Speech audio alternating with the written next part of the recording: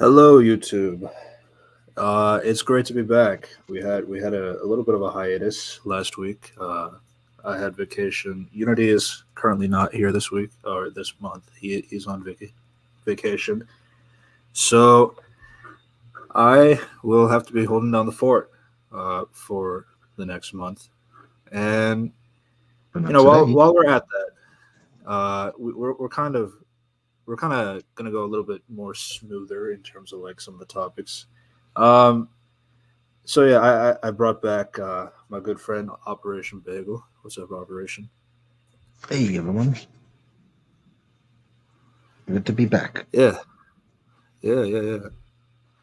I asked him back because I recently just finished my binge on what the title of the video is. The original Dragon Ball series. Woohoo. Bum, bum, ba-da-da. Bum, bum, ba-da-da. Yeah, I I've always like been meaning to watch it. Growing up, I mean, I've always heard like as a kid, like obviously like when growing up everybody was like watching Z at the time, so I remember like my lunch table they used to like we used to talk about basketball, things going on there, and then afterwards people would start talking about um Dragon Ball, like some of the Dragon Ball Z, like the fights, like some of the characterizations, but mostly the fights as a young kid, all the magical powers and like the Super Saiyans and the energy blasts and all this stuff, the hair color changes. Um, yeah, like I remember those discussions growing up, though I was never really a part of them because I didn't watch Dragon Ball Z at the time. I don't know what was it like for you, Operation? No, I didn't get to catch the OG or Z live. My first experience was with the Z Kai on Nickelodeon. I almost did like because I had like one friend in high school. It was opposite, like first grade. One day he was like, "Hey, do you want to come over? We watch Dragon Ball Z." I was like, "Oh, what's that?" But unfortunately, it didn't air that day. But Yeah, yeah. What could have been though? I wonder. But yeah, yeah, now yeah, then I yeah. So I saw so Z Kai I would catch live, then Super when it came out, and then and then went back and GT though I didn't finish that one. yeah. Um, yeah, I've always been meaning to watch Dragon Ball. Obviously, like with the recent passing of Akira Toriyama, rest in peace. It still hurts. Um, that kind of gave me an incentive to watch the OG series. Um, but before we continue on this conversation, just a quick reminder: welcome to another Reviews Core podcast. I am your host, Red Devilos Reviews. I am not here with Unity as of right now. He is currently on vacation. He will be back in July, so we're just holding down the fort while the next few weeks are here. Um, And yeah, if you want to subscribe to our channel, Another Reviews Core podcast, that's where we archive these videos, usually the next day after the episode has released here. You can subscribe to my channel, Unity's channel, the Another Reviews Core podcast channel. You can also support our Spotify of the same name. All of those are in the links in the description down below. And we are also back here again with Operation Bagel to Yo help me yo. talk about Dragon Ball, the OG series. Now, I believe, like, from what I understand, Dragon Ball actually it actually came out here in America alongside when Z was coming out. Hmm. So I've noticed that now. Obviously, I want to preface this by saying that I am recently a watcher of the show, so I have no idea as to what the discourse was back in the early 2000s, in the 80s and 90s and all that stuff. So I'm just speaking as of a person who just witnessed uh, all 153 episodes of the show within the last month and a half. Um, So there's that, and then also, you know, what I've noticed from discourses online is that some people do talk about, because Z was like airing at the same time as OG Dragon Ball, when it came to the sub uh, era. Like a lot of people were wondering, like, is it really necessary to watch the original Dragon Ball? So I wasn't really sure as to, you know, I'm always a person like, I feel like you should watch a prequel first so that you have completely no bias as to whether the, the subsequent or the thing that happens uh, later doesn't make sense or not. Like, Do you mean like the things that came out first, or like prequels that are released after the first thing? yeah, yeah. So it's a little tough because, like, think of the examples, like, like Star Wars is the easiest example. Like Star Wars, obviously you started with the OG trilogy, and now you have the prequels. But I feel like now you kind of have to watch the prequels first and then the OG to kind of see like where the things like line up. I mean, obviously And I set feel like higher Star expectations, then you get better movies. well, that's true. Though I feel like with Star Wars, there is like that time gap is kind of like useful in a way that like there's so much of a distinction that like you could watch the OG trilogy and you don't really need to watch the prequels to really understand what's going on. Um, Obviously, the downside is like you can't really appreciate the "I am your father" line if you watch the prequels first, compared to what it was like back in the '80s, where that wasn't a thing. I But I think feel like with everyone Dragon Ball, now obviously, knows that twist. well, yeah, yeah. I feel like Dragon Ball obviously doesn't have that because Dragon Ball did start off with the OG show in Japan, and then Dragon Ball Z came out. So like obviously for them that's not really it's not a prequel. It's like that was like the first set of the story. But here in America it's kind of like a prequel in that sense because you kind of had the Dragon Ball Z serving as your original series and then your Dragon Ball is your prequel, which is not supposed to, but I guess that was just like um I don't know. I guess that's like from the timing of releases.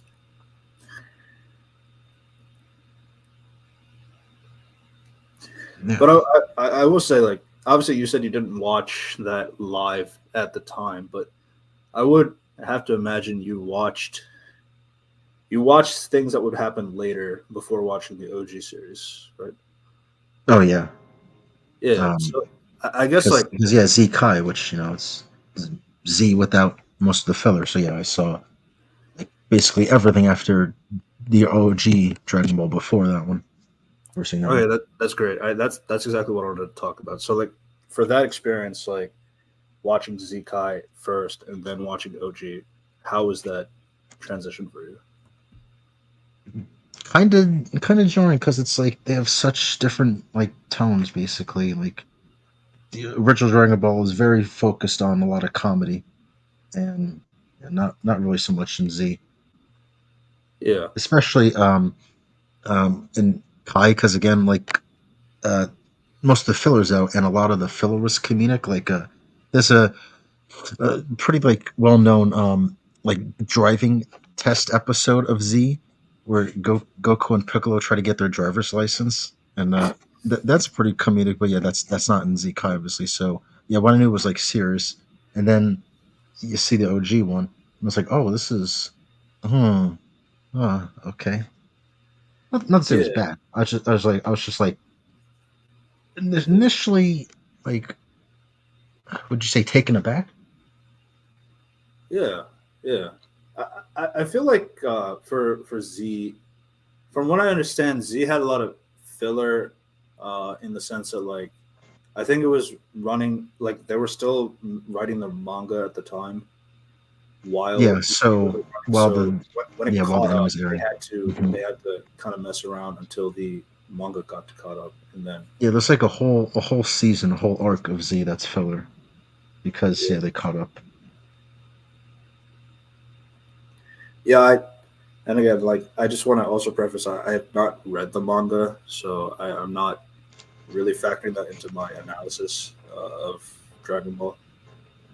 You did mention you did read the manga, from what I understand. Yeah, both Is there, is there anything you'd like to say about that? OG and uh, Z mangas I've read. Okay, I guess would you like to talk about like how does it compare anime to manga, manga to anime? Well, it's like it's the same story pretty much. Just Yeah. sometimes there's just a little bit more fluff, but also anime does have things that you don't get in the manga too. Even though it's technically filler, it's still like there's a whole like time travel episode where Goku sees the past of Master Roshi. That didn't Mhm. happen. Um, he gets more screen time with Chi Chi, like this one, like before they get married as well. Like they have their own adventures together, which I kind of appreciate because because the manga it's just like, oh, let's get married, and then they do, and then it's like, all right. But yeah, I like seeing more time with them, and Yeah. so yeah, there's a lot of fluff some at times, but also like you get to like kind of I guess kind of build up the characters too. It's like book one of Avatar. Yeah. Now, yeah, even if there's things like don't move the plot forward a lot, you get some nice stuff. But see, like what I'm saying, because Avatar, I would say you don't really get that bad stuff in book one. Yeah, especially after the whole Natla discussion, which Ugh. we have a video on that with Operation on our channel. You should check that out. Link in the description. But yeah, I did appreciate there was like this one video recently. It was about Avatar filler, of course, and like that was just kind of the thing like where filler filler has gotten to a point where it's like anything that's like derived from away from the main plot, quote unquote, is like considered as filler.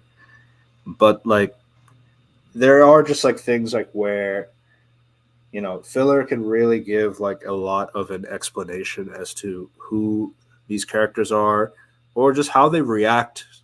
I mean, and sometimes it's just like the benefit of filler is like you get to see that world of like other people like reacting to the hero or anything like that, where which is like when like sometimes in the main plot you don't really get to see that. Like sometimes like, they're saving the world, right? It's like, okay, they're saving the world, that's cool. But no, I mean, I don't need to like really see anybody to know that. Yeah, if he doesn't save the world, all these people on this planet would die. Sure. Um, but like I feel like with filler, like when you see like Goku like go from town to town, like helping the local farmer with this like threat, and it's like it really brings down that like he's just a kid who is willing to help in that sense, and Oh then you yeah, see no. like people appreciate him for that and all this stuff, all of his services. They give him feast and food and like that. It's like you really get to see that sense of like the individuality of either from towns, I mean, and all that stuff. And then there are some fillers like where it is essential to the plot, like the Muscle Tower and the Red Ribbon Army. That's pretty important to the plot. But like, I guess like you could say the whole Suno aspect isn't super important, but like she is pretty important in terms of like that's kind of like your family up in the north there, and that's kind of like that also kind of grounds everything together too. It's like you have somebody worrying for Goku and all this stuff and all that stuff. So yeah, Well, it's they like are in the manga as well. That family yeah, that take Goku, they're in the manga. yeah. Okay. I guess like so. I guess like in that case, like filler is more like things that weren't from the manga. But yeah, there's like a very specific like when you're talking like terms of like anime and manga filler, like is specifically like what's not I in see. manga. I see. I see. Yeah. Okay. Because like I feel like the definition of filler has changed now. Like now, I feel like people treat filler as anything that is not related to the main plot, which is wrong. Yeah, seems that way. Yeah. Just the one filler to point remember that village with the tsunami, the tidal waves, because the moon's gone. Yeah, the moon being gone pretty much isn't addressed at all in the manga until it gets brought back. So that's something the anime adds. Yeah, and then like I then Goku comes back in the Piccolo Jr. saga, and he's like, "I cut off my tail because I was told that if I do that, the moon will come back." And then yeah, Hmm. I guess that's You that's know, it's just Kami can do that. He did that somehow. That's not explained right. anywhere, but yeah. Yeah, but yeah, yeah. I do feel like the definition of filler has like kind of changed over the course of time. Now it's like anything that is not related to the main plot is considered as filler. Like I think Avatar has really bolstered that conversation because of the Netflix adaptation. Um, like where it's like, oh, it's like I don't really need to see Katara steal the Water Scroll because it's not essential to the plot. Like But it that's gave not her what so the much story is hope. about. Yeah, yeah. It's just like, but like I don't know. It's characterization is not filler, which is my thing as well. But as you mentioned before, it's like Piccolo and Goku trying to get their driver's license. I'm sure that's not necessary filler. If I were to guess, It's the best episode. well, yeah. Um, I guess like from before getting started on the discussion of Dragon Ball itself, I will say that like going into it, I know about there's a lot of iconography that is so well known over the many decades. Like you know some of these names like Goku, Krillin, Yamcha, Bulma, Master Roshi, uh, Tien Shinhan, Chiatsu, uh, Piccolo, um, Emperor Pilaf. Like there's so many names and like so many like concepts. Mr. Popo. Yeah, it's like you know it's like a lot of these names, a lot of these character designs, like all these stuff, like those they're a part of our culture as well. Like I still remember the Codename Kids Next Door episode where number four turns into Goku. Uh, I'm not sure if that if you remember that episode.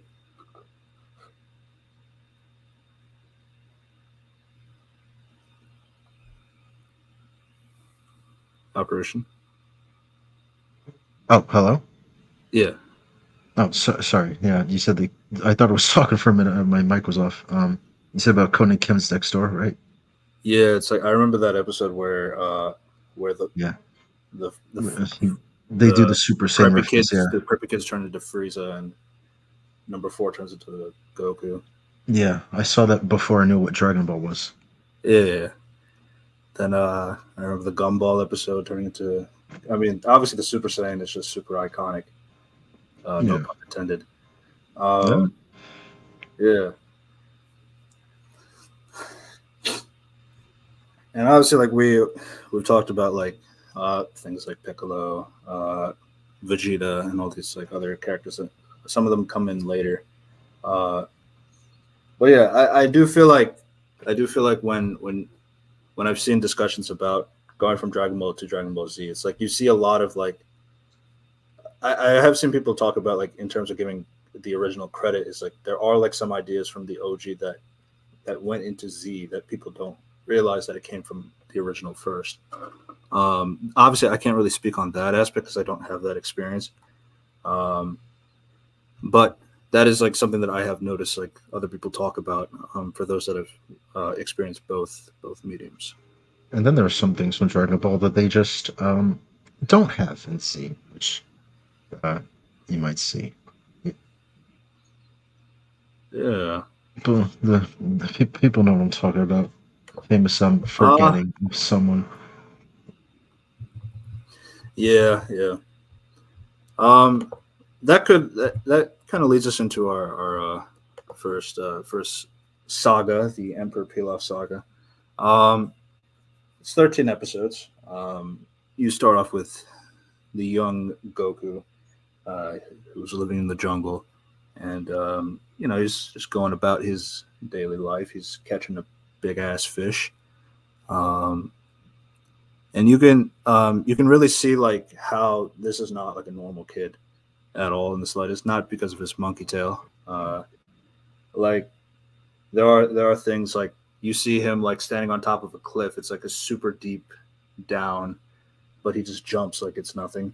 Uh, and then obviously like he's swinging around. He's having his he's just going about it himself, and then all of a sudden he gets entwined with Bulma, and then obviously like Bulma is a city girl, so you have that dynamic between the two of them where Goku just does not know anything about the outside world or anything like that. So he thinks that Bulma's car is like a monster.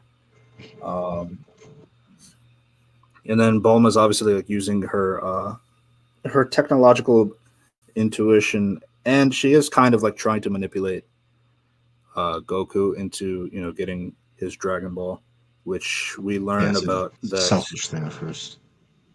Yeah, yeah. I think well, what I really liked about it too Common was for like, like everyone, pretty much. yeah, yeah. One thing I appreciate is like Goku's like naivete is like kind of like really endearing in the sense of like he treats the Dragon Ball like that's his grandpa.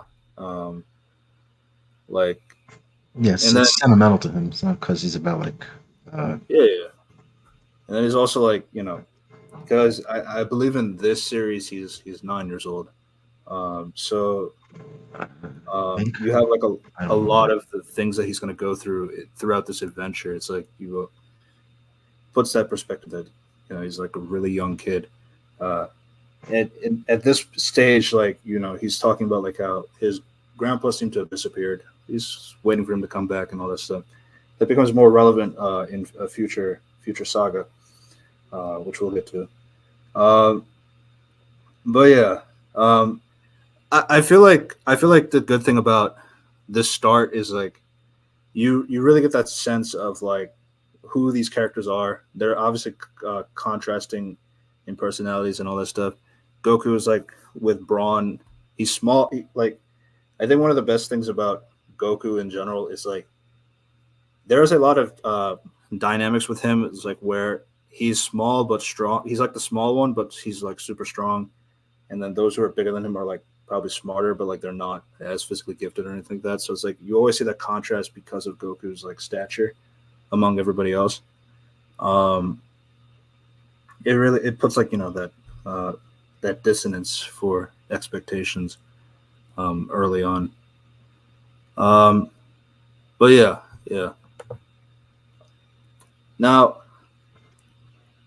so I will be honest. The first saga is not super like it's obviously like setting up the world, it's setting up the bringing in a lot of the characters here, uh, like Oolong, Yamcha and Puar, um, obviously the Emperor Pilaf gang and all this stuff. You got like And Roshi. you But got where some does it set up Roshi? sets up Roshi, which yeah, not Yeah, I'll be the first to admit some things about the Roshi Dragon Ball didn't really age too well. yeah, yeah, and it's not really the fact. Obviously, it's not okay even if Bulma was of age. Right. Um, but yeah, the fact that she isn't doesn't help either. Um, It's a but Japan yeah, thing. yeah, I feel yeah, I feel like Roshi in general. Like once you go to, I feel like everything in general. Once it goes to the second saga, I think that's where everything picks up. Like Roshi still has his antics, but he does tone it down a lot um, from then on. Especially like since they go more into leaning the fact that he is the world's greatest martial artist teacher. So it's just that he has this one quirk that can get pretty annoying at times. Um, but yeah, that's yeah. But we'll kind of get to Master Roshi a little bit more down the line. Now, obviously, in the first season, you have a lot of iconic moments, like speaking of Roshi, he first introduces the Kamehameha wave to put out the Ox King's eternal fire, The fire of and the then moon. Yeah. yeah, and then uh, and then immediately after, Goku is like super awed at that he tries to do it himself, and he actually does manage to get a Kamehameha out on his first try, but it's like not What a small Gary enough. Stew. Yeah, yeah. Uh, one thing they have established like early on that Goku is not a normal kid, by any means. Even though everybody refers to him as human, uh, Mhm. but apparently, from what I understand, Toriyama didn't plan on him being a Saiyan. That just kind of came in naturally. It's just kind of a Yeah, I coincidence that don't. Yeah, never. I don't know when they had. Yeah, they planned to make him an alien. yeah, it's just like it's weird because like it just lined up so well that a lot of characters have referenced it. This kid is not human, and that just happens to Hmm. be true the entire time. Yeah. But yeah, and then it's like then Oolong is like another. He's basically Oolong basically has like Roshi tendencies as well. Um, Yeah, no, just a little bit of kidnapping girls. yeah, yeah. Um, let's see. Yeah, I will say the Emperor Pilaf Saga. It definitely starts like in a more silly and laid back kind of like tone, but it does but like with the world, the characters, like the thing I like about Dragon Ball overall is like you really see how the characters like their interactions, like how they get to become. You get to see the steps on how they became friends. And then another good thing too is Yeah, like what surprised? you Oh, see a sorry. lot of arguments, or yeah, you see things like arguments, like things like endearing moments, like friendships, really connecting and bonding over things. You see yeah, I feel like obviously this is the first season, so like that thing kind of carries throughout all the seasons moving forward. But yeah, you really get to see that friendship start, blossom, and become what it is moving forward. So I always appreciate things like that. What another thing Yeah, that like surprised me, because like I know Z first, and then going back to here, right. it's like how almost all of Goku's friends were enemies with him at some point. Like Oolong, Yamcha, Tien. Uh, Yeah, Krillin was like a bit of a rival to him as well. They weren't like exactly the best of friends yet, so I was like, wow, like right. it was pretty neat to see how they all develop. Yeah, yeah, absolutely. Um, yeah, and obviously, like I feel like with the uh, um, start off one way, but then they become much different moving forward. Like obviously, Yamcha's like first like introduction. He's this much older guy. He's pretty much like an older version of Goku in a sense, quote unquote. Like how he's a desert hermit. He's trying to steal from others for money and all that stuff. So he tries to take advantage of Goku and such. Mhm. And then obviously but then And once then he he's real sees women. Bulma, he freezes up because one of his character flaws that seeing beautiful women is gets me tongue tied. He Sure. like me for real. Uh, yeah, it's like if I get the magic Dragon Balls, I'm gonna wish for him to take away my fear of beautiful women. It is funny when Yeah, you. yeah. I also I like how that whole conclusion for Bulma is like I want like a strapping boyfriend and all that stuff, and Hmm. Yamcha's like wish needing to talk to beautiful women without being scared, and that's the conclusion. It's like they just realize, Yeah. oh, I don't need the Dragon Balls to wish for that. Which yeah, yeah, it's really funny when they get to that conclusion. Um, but yeah, I do feel like, and then obviously we talked about the Master Bunny episode. I have seen the episode like where I have seen a episode of Dragon Ball Z. I think where I think Boo turns people into chocolate. I Yep. think. That's Z. That's a thing he Do you know what does. I'm talking about? Yeah, I know. Yeah, I don't know I what was always specific one you're terrified talking of that about because he does that concept. a lot. Like, yeah. No, I just remember he turned somebody into chocolate and then ate it. It's like that. It's like that's always been like terrifying to Mhm. me. Uh, it's like so when I was seeing them like the Master Rabbit, Mr. Rabbit thing turning Bulma into a carrot is like Mr. damn. Carrot. Uh, obviously, I knew she was not going to eat the carrot, but like that it's just like turning something into a common food and like that anybody could just pick up and eat. It's just like a terrifying concept. Um, I guess yeah. but Goku obviously kicks their ass and sends them to the moon, which Yeah, his going to work season on the moon. two is works on the moon. I feel like I feel like they probably came down eventually because like Goku says he sent them to the moon so that they can make more like make candy for the town Mm. and all this stuff. So it's It's like like I it's I some feel like they got stuff, but it's they not in the manga, could like because they have a have footnote about it. died. Uh-huh. Uh, What you were cutting out a bit? a What happened? footnote. You Oh, were it's you were like cutting. I'm saying like in the second season we're referencing the moon for a reason. We'll get to that. Oh, But yeah, you were I talking didn't about even think of that. yeah Wow, yeah, I didn't think. yeah Yeah, I was saying, yeah, because in the manga they have like a footnote that's like a reference to like some Japanese tale about people working on the moon. I don't remember fully, but yeah, wow, I didn't think about that. We said they could be dead because of what mm, happens later.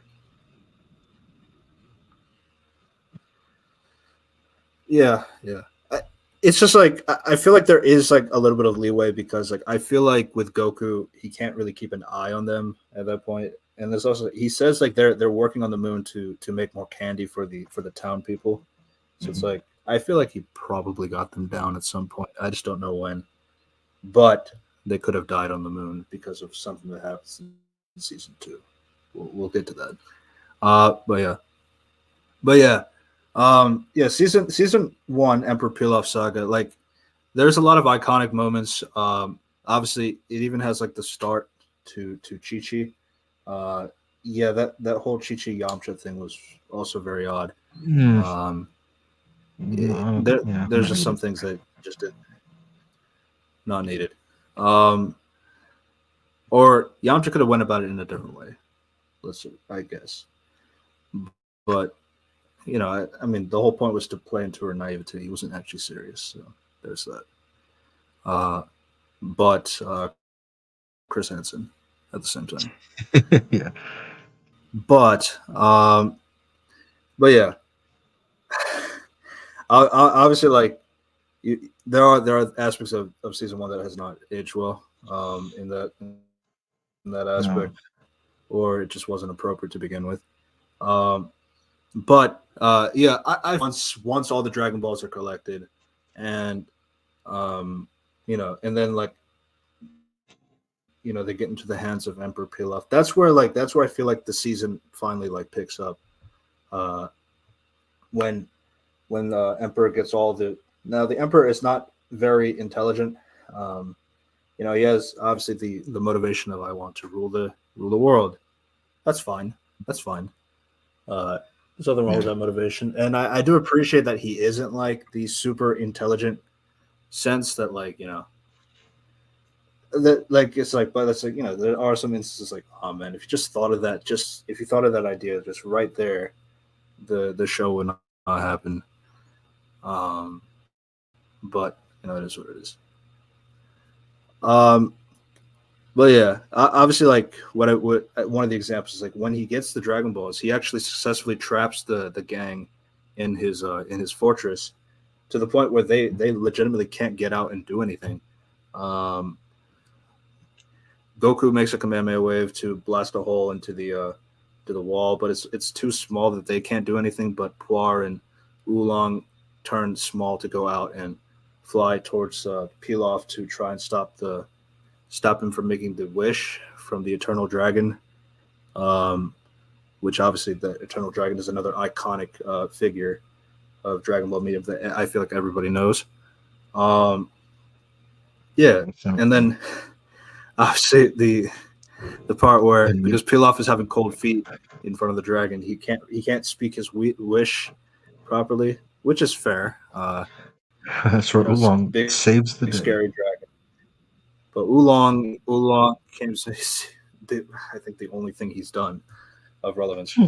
to the plot. Where Oolong You know is what? like, Yeah. I wish for the world's softest panties.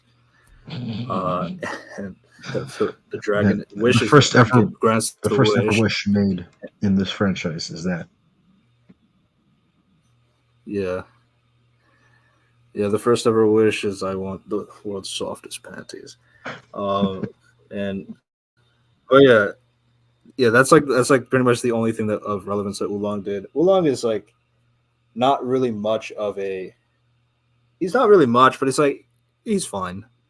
He's fine. I'm sure. Like I don't think there's like a Oolong fan base that would attack me for saying that. I no, yeah, I'm not aware of one. Yeah, but yeah, yeah, and that whole thing is like, and then it really picks up though when uh they try to fight their way out, but Pilaf manages to get the upper hand. Uh, you know, obviously everybody relies on Goku because Goku's like super strong for his age, for everything. Like he can just tear through anybody. Um, but like obviously, then it got to a point where they're in the Sunbake room, and you know the glass is like too hard that Goku can't use his head to break the glass. So they're like kind of trapped in there. But uh, they still have the night before the sun bakes them alive in the morning. So there is what I really like is how Poir first mentions about how beautiful the full moon is, and then it contrasts with Goku saying, his story about how his grandpa would tell him about how the full moon is not a good thing because usually a giant monster comes out at that time. Um, and then during the story, you see the reaction of the characters, like understanding that Goku is describing himself Hmm. and that he killed his own grandpa Gohan in this monster form that he is completely unaware of. Um, Yeah,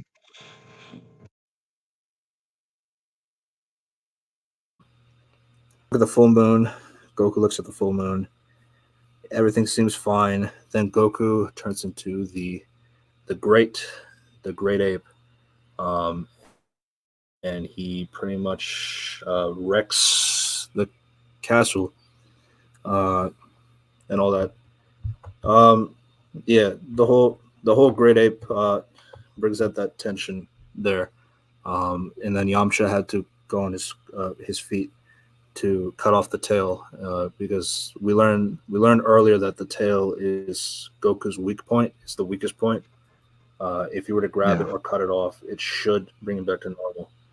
So yeah, Poir turns into a giant pair of scissors, cuts off the great ape's big tail, and yeah, Goku goes back to normal. And Goku does not remember any of He that doesn't remember anything. that Yeah, experience. So yeah, and that's essentially how the season ends with the characters. Goku is like trying to look for the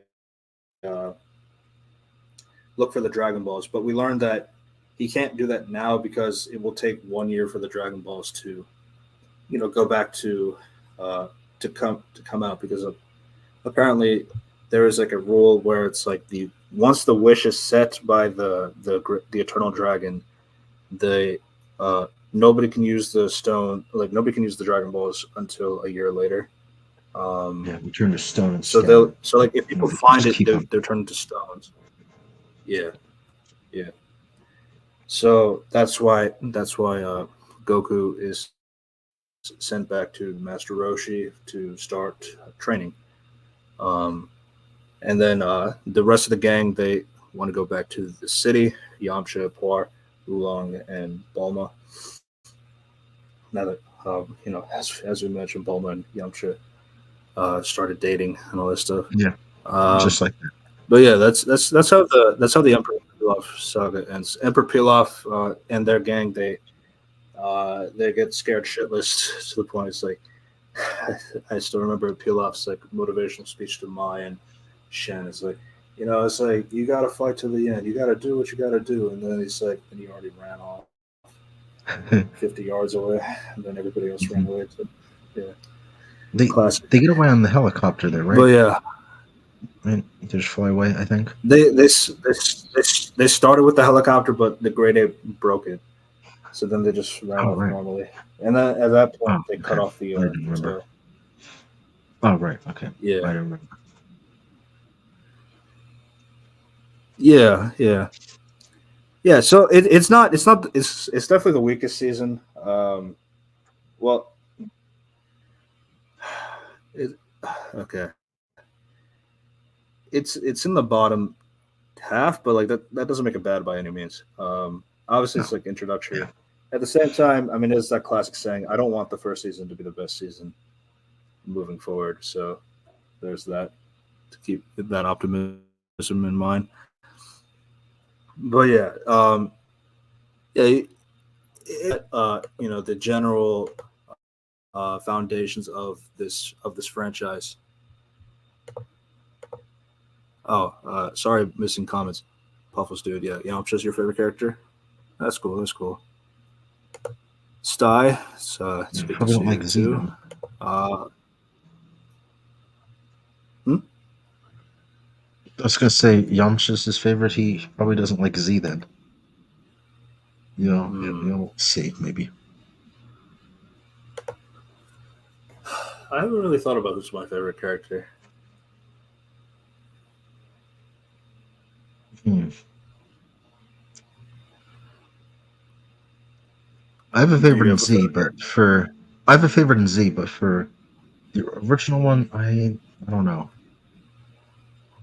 Yeah, it's like I ended up liking like a lot of characters for who they are. I ended up liking Tien, I'd say, but like I really don't like. I like pretty much everybody in Team Dragon Ball. Um, uh, some are just like less than others. Like Oolong and Roshi are towards the bottom, but like Hmm. I still like Roshi still is good. Like when he's being the wise master and not the other Not side. his other side, yeah. Yeah, but yeah, um, yeah. So that's essentially my take on the first saga. Um, what I heard is like with the transition of the second saga, this was like during the manga phase, like apparently the sales were going down, and Toriyama kind of like Toriyama and I think his editor Toshima was mentioning that like probably it might have had to do with like once the Emperor Pilaf saga ended, people thought like that was going to be like the norm. It's like, oh, we need to collect the Dragon Balls, we need to get the dragon to make a wish. The wish will happen, and the Dragon Balls will go away, and we get to go find them again. So it's like that. So I guess some people thought that was like kind of be the norm of the season of the series, but then that's when they added the tournament saga, which is season two, where a lot of things just like completely step up. I'd say like everything stepped up in the sense of like characterization, stakes in general, lessons to be learned. Yeah, like I feel like season two onwards is like what really. I feel like that's what makes Dragon Ball what it became, what mostly well known for. Um, Yeah, fair enough. Yeah. Right. yeah, that's not to say that the Pilaf Saga is like bad. It's just like I feel like Pilaf Saga is like I feel like once we get to the Red Ribbon Army too, it's like we're kind of talking about like how small the stakes were for Pilaf Saga, and it's kind of supposed to do that, and then you build up the stakes, but then it's like you got to realize like okay, so it's only Pilaf and the Dragon Ball gang looking for the Dragon Balls, which is fine, but then it's like you got to remember. Probably everybody across the world should know about this and would want to look for the Dragon Balls. Uh, and all that stuff. I mean, there is this whole thing about like how there is like a the mysticism of the Dragon Balls that people don't really know about it, like what it is, or Yeah, like it's not. not, Yeah, they're not like not everybody has widespread the range. resources to get it, like the Dragon Ball radar, Mhm. and stuff like that. So yeah, there's like there's things like that. But yeah, obviously, but like with the gap year in place, um, season two, the World Tournament Saga, that's like the start of obviously bringing in this competition where all the martial artists across the world come together to to fight to see who is the world's greatest martial artist in the tournament. And the first half of the season is kind of like your build up to getting Goku and newly introduced Krillin into the team, where Krillin kind of serves as your rival character. Uh, one thing that like sets Krillin apart for his characterization moving forward is that Krillin kind of starts off as a character who's like he easily gets like he wants to be the dominating one. He wants to appear the best. He has that level of insecurity when people are clearly better than him. You see that Yeah, he when starts off very like show Krillin offy. does his race. Yeah, Krillin starts a race. He does it in like 10 seconds. Then Goku does it. It's like a little bit over him, It's and a it's like little and then faster, Krillin if puts I it over remember his head, correctly. and then Goku is like, "Yeah, my shoes were ripped." I was like, "Oh, so it's the shoes' fault that you didn't do it." It's like, okay, then take off the shoes. It's like once he did it, Goku's way faster. Uh, so yeah. So it's like, and then the whole the rock challenge where Roshi throws a stone with his writing on it into the forest, and the boys had to go find it. So Krillin's first instinct is to look for a stone that kind of looks similar, right at himself, and then give it to Roshi. Roshi saw through that, and Krillin goes back out. Goku actually finds the rock, um, and then Krillin, tries to deceive him by stealing the rock, then faking Goku out by throwing the fake He rock throws the fake back rock into the to yeah. forest. Yeah, and taking the real rock out of Goku's hands. Um, yeah, so you have this level of insecurity from Krillin, how he will do anything to appear the top, like at the top, which obviously is of the. We forgot to mention the other iconic thing, the Nimbus Cloud, um, Yeah, which obviously Goku can ride it only because the he's pure pure of of heart heart. can ride. Uh, he has no ill intentions or anything like that, or anything of that sort. So Goku can ride it. Not many other characters can. Um, typically, we see. Usually, when it comes to other people, it's like Chi Chi was able to ride it, and Upa, but that's in a later. Yeah, that's Yeah, yeah, just those other, just those two, I think. yeah. Oh, no, Nam can also ride it as well. Oh right. Yeah. But yeah, and then obviously Krillin can't Children cannot. ride the cloud, so he has to sit on Goku's back during the ride, which the season starts off with pretty much Roshi asking Goku to find him a girlfriend, which he brings back like three different women. One is like, and he can't tell the difference because Goku doesn't really know girls, which was a plot point in the first season as well.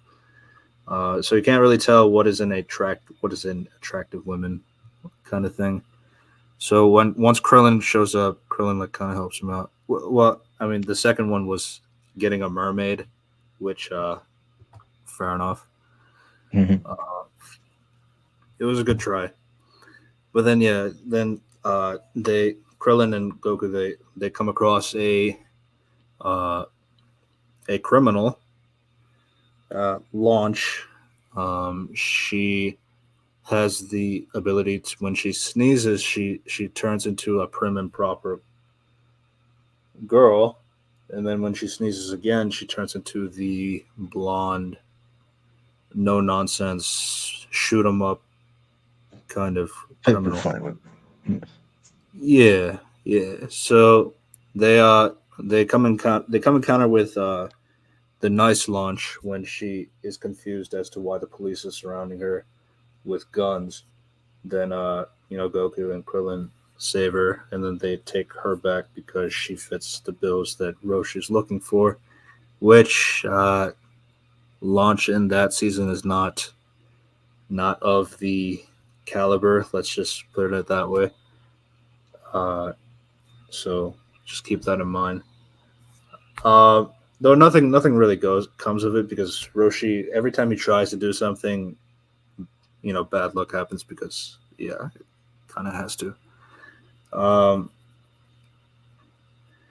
but yeah, um, yeah, but yeah, once they actually start training, like they get all the materials, the heavy shell that The Master turtle Roshi shells they like put when on. Master Roshi starts like actually teaching the boys, yeah, the heavyweight turtle shells.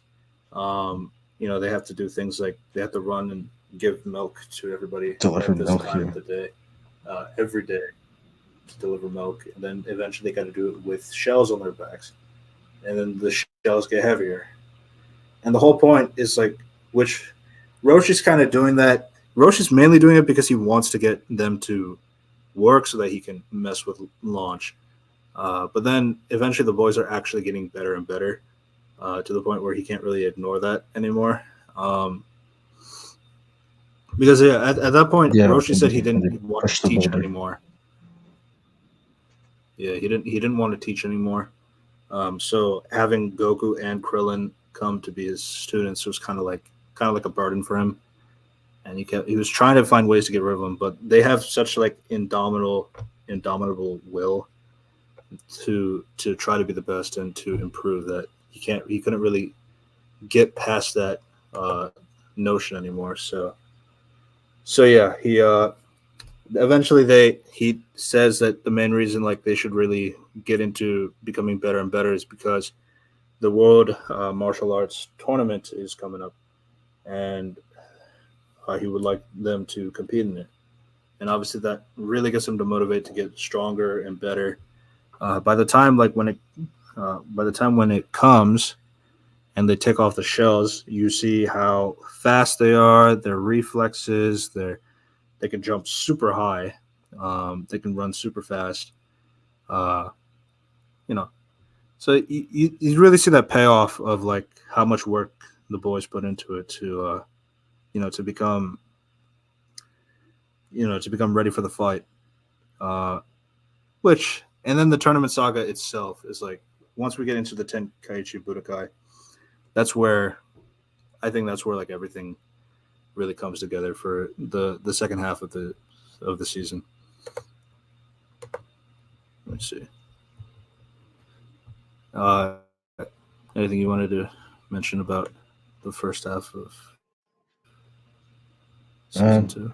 You pretty much hit everything that I was thinking. Yeah. Yeah, And yeah, and it's nice to see it pay off at the tournament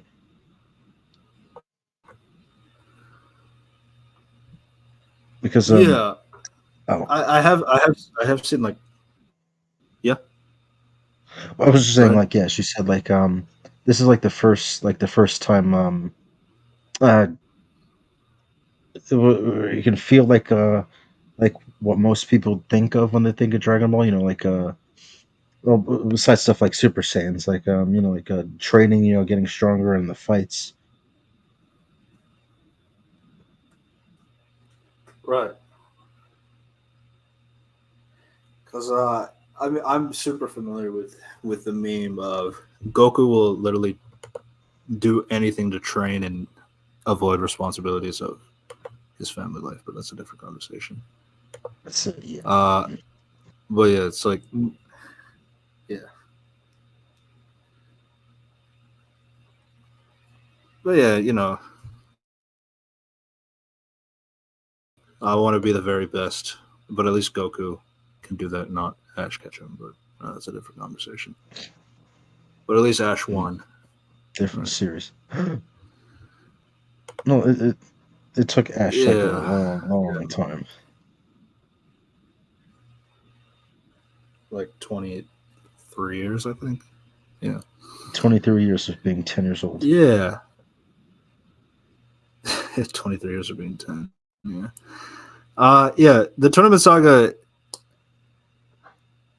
I will say like I feel like other descriptions talk about like this is like really where like even for casual fans become dedicated fans like, by this point. Um, and it's like you can really see that setting. I think another thing I would like to give credit to is like from discussions, like people mentioning the manga itself. Like you can, I feel like I've seen the artwork of the manga, so it's like whenever you see the fights happen, I feel like Toriyama does like such a great job of like drawing the scale and the three dimensional aspects of different like of how different fighting techniques or positionings or like how that sense of speed of the characters like when you see the fight in animation you can really get that sense of scalability with everything on the stage and everybody in the arena um, I think one of my favorite panelings is like where Jackie Chun, which we learn is Master Roshi in disguise, he has like this one panel like where he he jumps to like a corner and then he like zooms past and then knocks Krillin off his feet. Uh, and like that was like the one that was like the part where they collided and then like they did like 23 different things in that fraction of Like a a second split second, yeah. and then yeah and then the announcer guy's like, can you explain to us what happened? So it's like it's like a deconstruction of that trope of like where they actually literally go out of their way to explain every little thing that they did in that fraction of a second. Hmm. It's like yeah, so it's like basically we started playing rock paper scissors, and then because rock beat is scissors, I got hit in the head, and then it knocked me like over there. So can you carry me over there? It's like Yeah. okay, sure, I guess. Puts him over there. It's like Krillin is like okay, now can you put me over here? It's like yeah, and then that's how we ended up. Yeah, so that was really funny. Uh, yeah, and then obviously like and then you have other characters too like now I thought Garen was kind of disappointing in that sense like because like once Goku like got his full power Garen gave up so Yeah, he's his not fight was a little really disappointing much anything. uh Nam and yeah Bacterium is just gross Krillin has to be reminded that he He doesn't have a doesn't have a nose nose. so, so yeah, so he has to be reminded he doesn't have a nose, and then that pretty much gets him the upper hand. Um, and Yamcha, who did Yamcha fight? Oh, Yamcha ended up fighting Jackie Chan. Yeah. Yeah, Yamcha. I had this conversation with you before. Yamcha just he never gets a break in any of these fights. He No, ends that up and fighting that somebody will not that's change. way stronger than Yeah. that. Doesn't change at all. Nope. Yeah, yeah, but we learned from Jackie Chan that the reason why Roshi is Jackie Chan is because he wants to make sure that his two kids don't win the tournament, because if they do win, then they feel like they've accomplished everything and that they won't continue training. Now, Yeah. we do see later down the line that that is a flawed argument, because he feels like as young kids, like if you win, you have no incentive to continue going, which is kind of like because like some people, they like to be repeat champions, right? Hmm. Like I'm sure like anybody who wins a championship is like, let's do it again, not like, Oh oh, yeah, I'm done. plenty of people. Hmm. But yeah, it's like, but because they are young kids, it is plausible that they feel accomplished that they would not. Krillin probably would stop or like feel accomplished, maybe, but like even then, like Krillin has shown a lot of intuition that like I feel like he would still continue like try to go for a repeat championship if he were given the opportunity. But I do understand Jackie Chan's like reluctance in like needing to make the point that like he needs to make sure that these boys lose so that they have the desire to know that they are not the strongest of the world, and that they need to work harder in order to keep going. And I feel like the second the second Tenkaichi Budokai really emphasizes that point too. I that like this is the part where like I this is where I like Master Roshi is like where he is like being the master, uh in that sense. It's like you understand his like arguments, and like you understand like his thought process as to why he is doing what he's doing, and then like his conversations with Ten Shinhan in the second one, in the second fight. um you see that change in dynamic of how Jackie Chan is going about that tournament, and we'll get to that. But yeah, it is like a very good like introduction to this concept. And obviously because like Goku is just so strong, he's like going through everybody. Uh, no issues at all. Krillin as Hmm. well. Until like Krillin had to fight Jackie Chan, which is how Jackie Chan wins.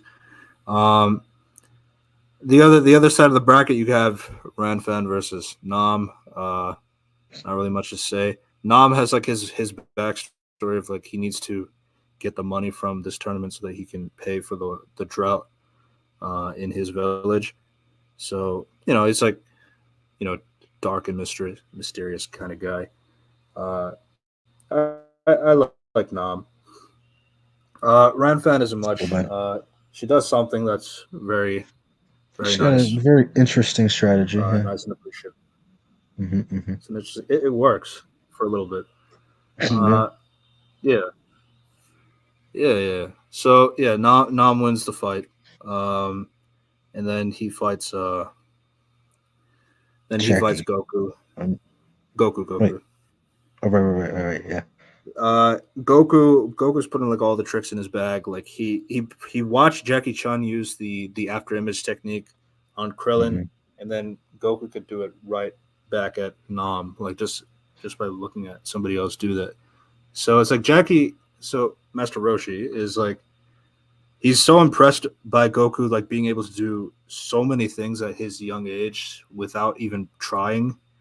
So it's like so he's getting pretty nervous about like this whole encounter.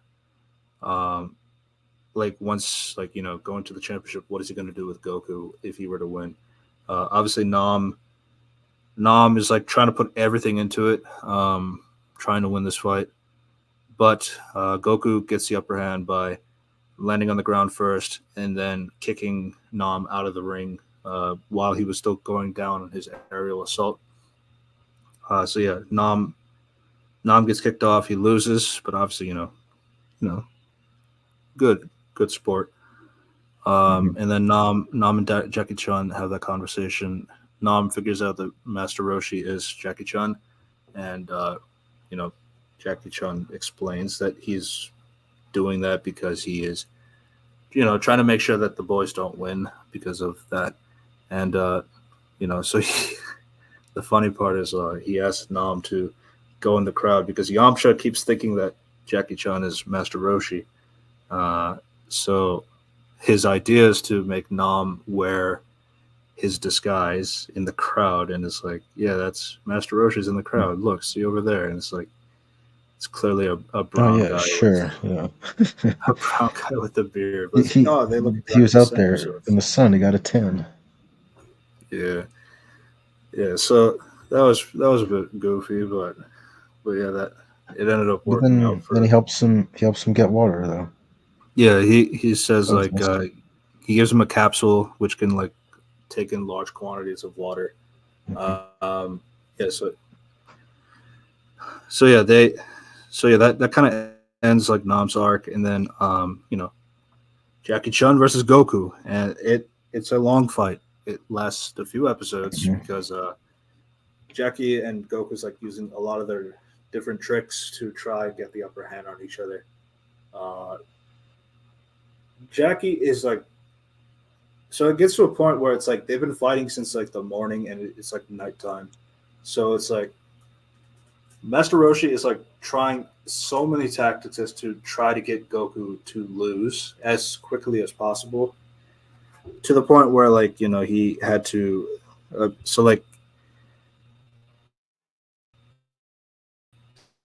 so like you know uh Jackie uses like the Kamehameha wave, and then Goku retaliates with his own Kamehameha wave. So it's like he's pretty much doing anything Goku is like anything that Jackie's doing, Goku has a response for or can do the exact same thing against him. So then it gets to a point where Master Roshi has to summon like electricity to zap Goku, uh, but Goku refuses to quit. And then long enough for the moon to come out, which Mhm. is the full moon, and Goku turns into the great ape again. And it gets to the point where Jackie has no choice but to use the Kamehameha wave at full maximum power, which all the characters think that he hit Goku and killed Goku, but it turns out that he actually used it to destroy the moon. Sure, that won't Yeah, have any effect that's on not a anything. that's not a it's not an exaggeration. He blows up the moon. Uh, but yeah, it. But blowing up the moon got Goku to stop being the great ape. They continue the fight, um, and Jackie had to use which I mean, Roshi admits that it was not a proper thing to do, but he had to use his height against Goku by crushing the his legs so that he won't be able to reach. Um, so yeah, that knocks Goku. That it actually knocks both of them out to the point where they do the 10 count, and um, they both weren't able to get up in time. So whoever can get up and say that I'm the Get world up and say, champion, "I won." Yeah. um, then that person is the world champion. So Goku gets to the point where he says most of the phrase, but he didn't get the last syllable out, so it didn't count. So then Master Roshi gets up and he uh, he admits he's the world champion, and then he wins the tournament. Which yeah, and then in that whole conversation, like what I so another thing I loved about this saga as well is like this saga is in the point of view of Master Roshi. Like you hear everything of his thoughts, like his reasonings, his understandings, his deductions, like how people go about describing things. Like Master Roshi is like really um he's kind of like your point of view character. Like he's kind of reacting to with us like how Goku is like really amazing at such a young age. And he's like, it's like even though what I did was wrong, it was necessary. Um, because like this is gonna be good for him. He knows that Goku is like, and then obviously Goku's like first reaction is like, I can't wait to train to get better and stronger and beat you next time. Which is exactly what he wanted. Yeah. But yeah,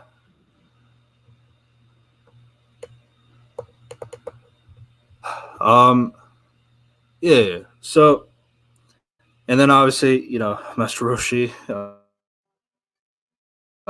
leaves the disguise. He has the money, but Goku, he gives a Master Roshi gives an opportunity to give a feast to celebrate, which Goku spent most of that money eating. Yeah. So it's almost as if Goku won, uh, which is kind of funny because Master Roshi said his intentions was to use the money to get women, but that's his downfall, I guess. But yeah, that's how the saga ends. What do you think about season two? um, yeah, I would say, like I said before, yeah, it's when, uh, yeah, mostly like finds its footing and like, like what comes to mind when you think of Dragon Ball, like like training and getting stronger and the fighting, and yeah, it's pretty good. And yeah, I like we said about like how it's mostly from Master Roshi's point of view for that, like his the introspection. It's like, yeah, I've never thought of it like that before. It's interesting. Yeah.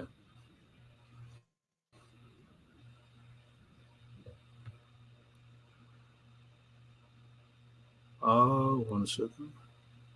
Hmm. Yeah. Yeah. So definitely for the World Tournament Saga, definitely a massive step up for the next for Dragon Ball moving forward. Um, you know, I really appreciate um, how like obviously like with the whole Dragon Ball because like I do agree with Toriyama in the sense of like and Toshima in the sense of like yeah if the whole series was just about looking for Dragon Balls it would not have lasted long the series so now I'm not the kind of person to say oh let's just do fights and nothing else because that's not really what I'm interested in. I mean I do like the fights are really well animated and all that stuff. Um I have noticed that other people. I don't know if you can like account for it, but like I've seen people talk about how they appreciate Dragon Ball's like ability to really rely on like technique and like energy. Yes. Like Hmm. usually the energy blast is like the final blow, not something that everybody can do. Um, Yeah, but no, it's like yeah, that's the the thing. techniques is like you really have to think about your opponent. You have to really think about like how to counter things like that. So Yeah, no, yeah, I don't that's know if been you the thing. Yeah, people have been elaborate. appreciating like how in the OG Dragon Ball, that yeah, there's a lot more of like technique and strategy rather than like just flying and hitting each other, and the strongest person wins. Is a lot of what Z has become. Z became. Yeah, that's something that I was able to appreciate for the OG. Like, yes, Goku is essentially figuring out ways to counter things on his own, but the sense of like idea that he has to think about it or like he has to like find ways to counter it in the split second of like somebody doing something. It really gives that sense of like. Plus, like I mean, a lot of the energy techniques or like the techniques that are being used is like it's like yes, there's like some absurd level of things like for in your fantasy sense, but like it's still like it's not like insane. I mean, until we get to Piccolo, Not yes. but Piccolo has a reason at least. Uh, but yeah, but Yeah, yeah, I'm yeah. curious to see what you'll It's think of the definitely one of power my favorite scaling. arcs. The power scaling. Yeah, yeah. I feel like things here are a lot more simpler.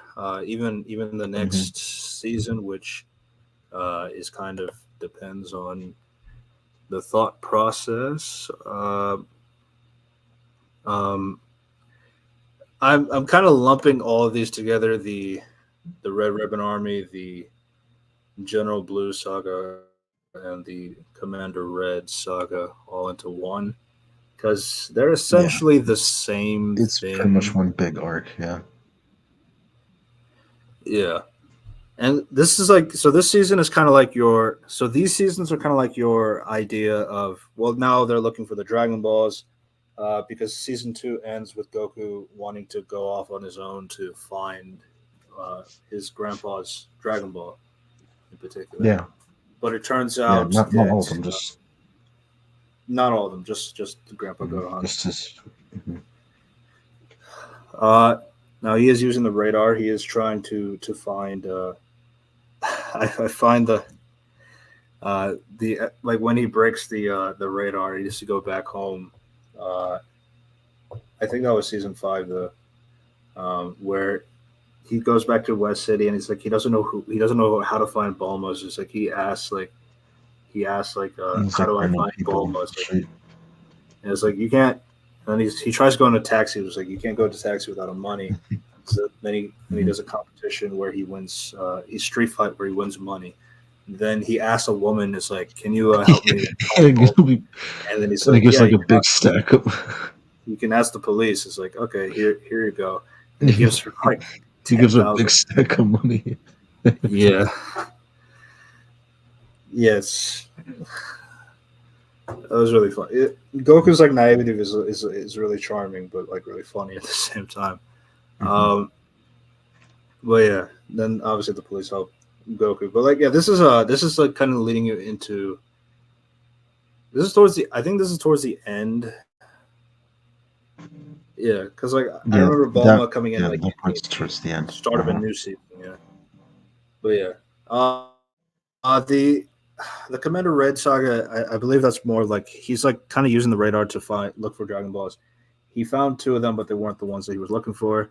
Uh, you have so a lot of these. So one of my bigger problems is like uh, the Commander Red, General Silver, General Blue. They're kind of like mishmash. Uh, Silver is completely forgettable. Um, Goku like pretty much hits him with one punch and he's kind of done. Um, and then he goes to Muscle Tower, and then Muscle Tower you know you have that it's that episode from SpongeBob where Sandy has to go up the Karate Island Tower and fight all the bosses. I think you Uh, mean Kondo Island. yeah, Mhm. yeah. So yeah, it's like you have Goku pretty much doing that. He's going up against a Terminator like thing. Mhm. Then he's going up The against first the android, the first android. Yeah. they'll Then be he's going up. important in another show. Oh really? Yep.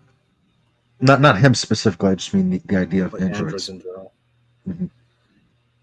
Yeah, still waiting for that. Um,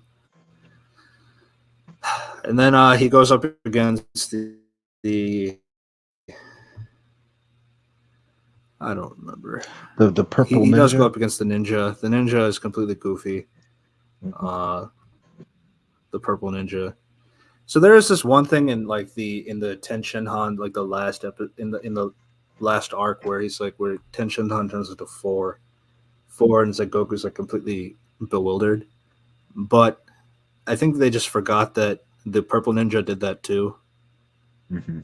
Well, in the yeah the purple ninja turns into 4 copies as well and fights Goku 1 on 4. So it's just something I noticed. I think they just forgot about it. So, but it doesn't really matter because Goku kicks Tien's ass anyway. So mhm. it doesn't really matter. Wasn't It's just more like, yeah, with with the ninja one, it didn't. It wasn't like he split. It was just there were like four other people. he split it in the sense of like the idea is like Like it's not an after image technique. Like these are all like physical people that are able to land punches and hurt Goku via a punch and stuff like that. So it's pretty similar to what Tien did in the Piccolo Jr. saga. Again, it's not really a big deal because Goku pretty much wipes the floor with all of them. But yeah, we talked about his interaction with the Snow family as well. Um,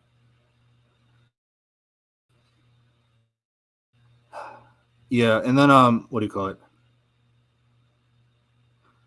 So it's like for this season, it's like the Red Ribbon Army is like it's an interesting idea because it is like an army um, that is pretty much using up all of their money and resources to try and get the seven Dragon Balls for their Commander Red, which we just learned Commander Red really just wants it to become taller. Um, that's I guess that's fair. It's like if I'm taller, then people will give me more respect and all this stuff. yeah, but start with that. But yeah, yeah,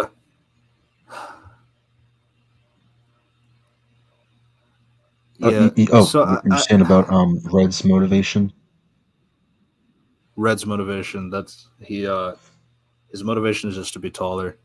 to get taller. Uh, yeah, which I believe the Red Ribbon Army they do return like decades later in Super. I think. Um. Oh. Yeah. Like. Um. Yeah. That was what last year. Last year. Yeah. The movie of Super. Yeah, I don't know. This Yeah. is the Red Ribbon Army is definitely the weaker part of the show. There's just like some of it kind of has to do with like Goku can like beat all of them, um, like pretty easily. They're not like nobody's like really a threat per se. Mm-hmm. Though that's not to say that Goku like doesn't have any struggles like at all or anything like that. I mean, I, I feel like the last part of it in the fifth season, like the last part of the whole saga itself, is like when he finally like goes to the Red Ribbon Army base and he just pretty much won on a billion everybody. Mm-hmm. Uh, People aren't useful. People like they have some martial artists, they just can't do anything.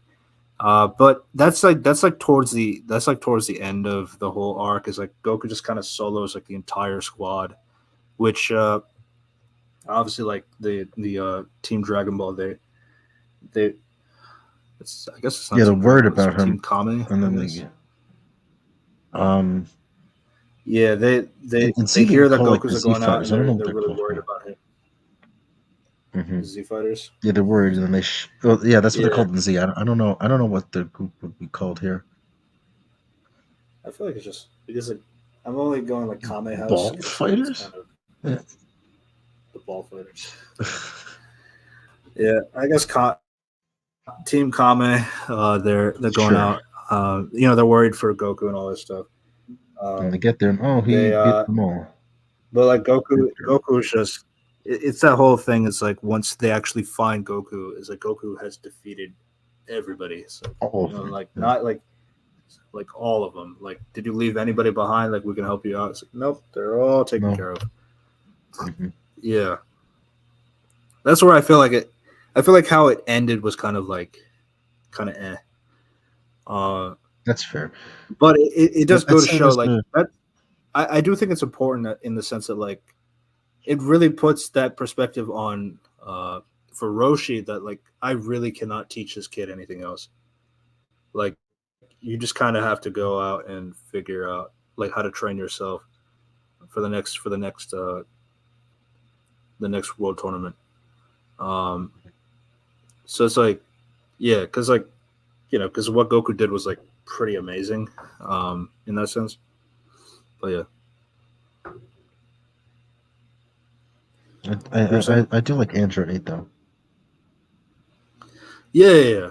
That I did want to go back to that. Android 8 like starts off like as your Frankenstein sort of thing. Is like, oh, he's gonna rip you from limb to limb, and he's just a big teddy bear. That's fine. It's a good twist. Hmm.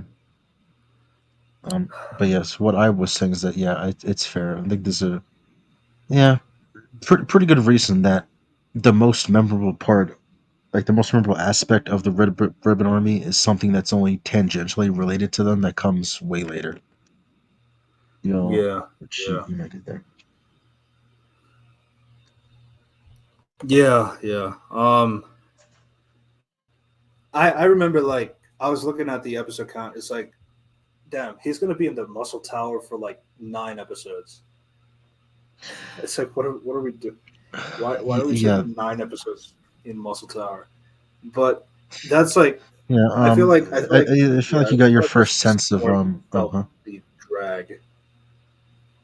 Yeah, Yeah, that's what I was saying. Like, yeah, probably the first. This is probably the first sense of like things dragging on.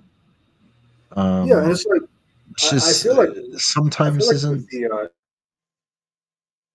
the tournament saga had like episodes that like the whole tournament saga took like over 10, 12 episodes, but like because there's so many characters there and there's everybody's doing something, saying something, there's a lot of drama happening behind the scenes during the fights.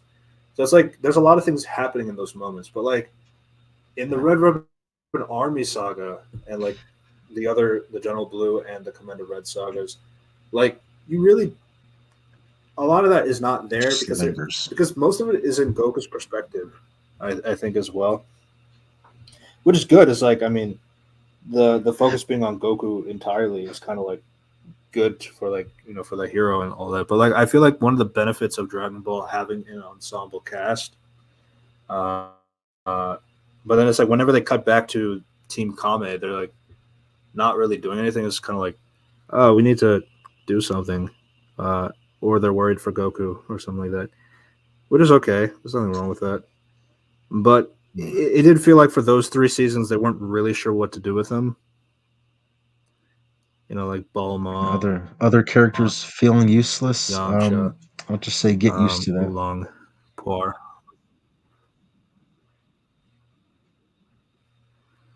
Yeah, I feel like once Goku actually went back though, that kind of improved things for them.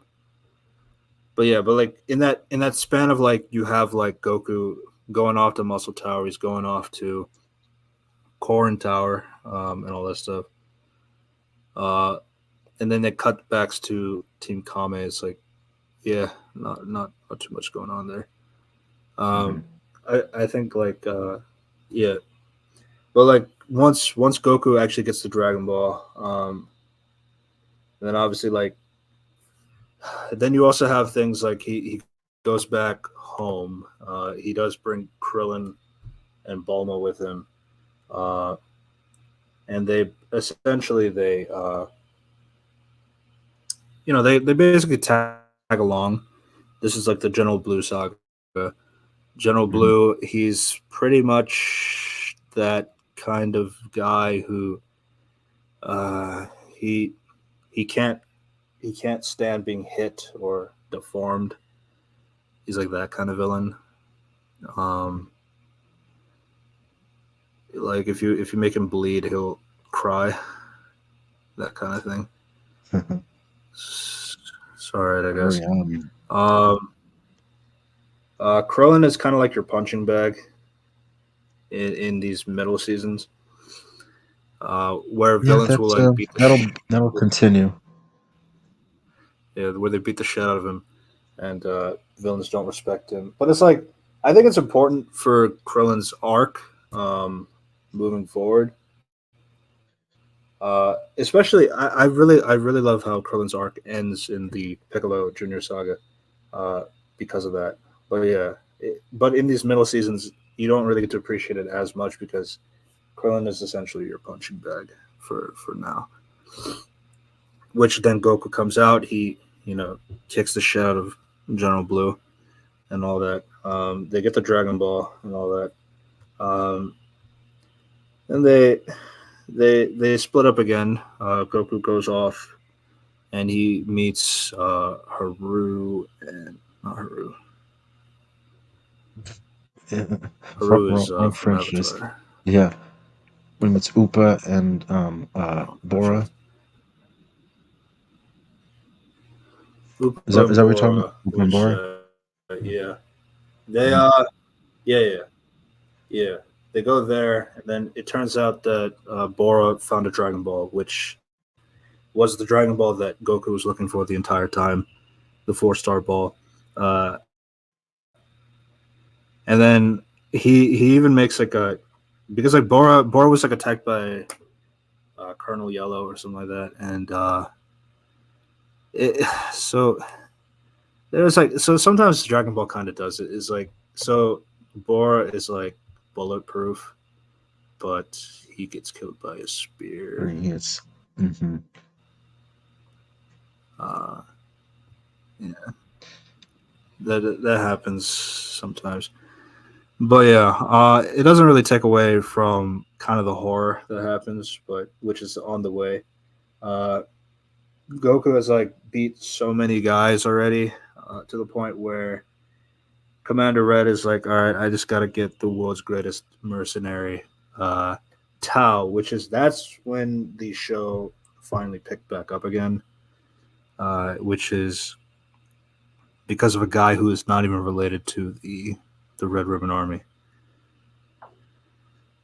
Only loosely. Yeah, Tao, yeah, Tao like doing something absurd like killing General Blue, which honestly, thank God, by using his tongue.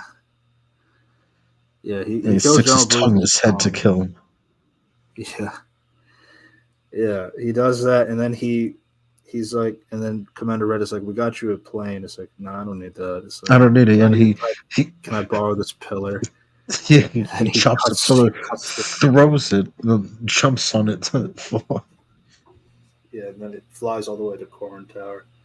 Mhm. Uh, but yeah, it's goofy, it's absurd, but it's like, but yeah, it's like that.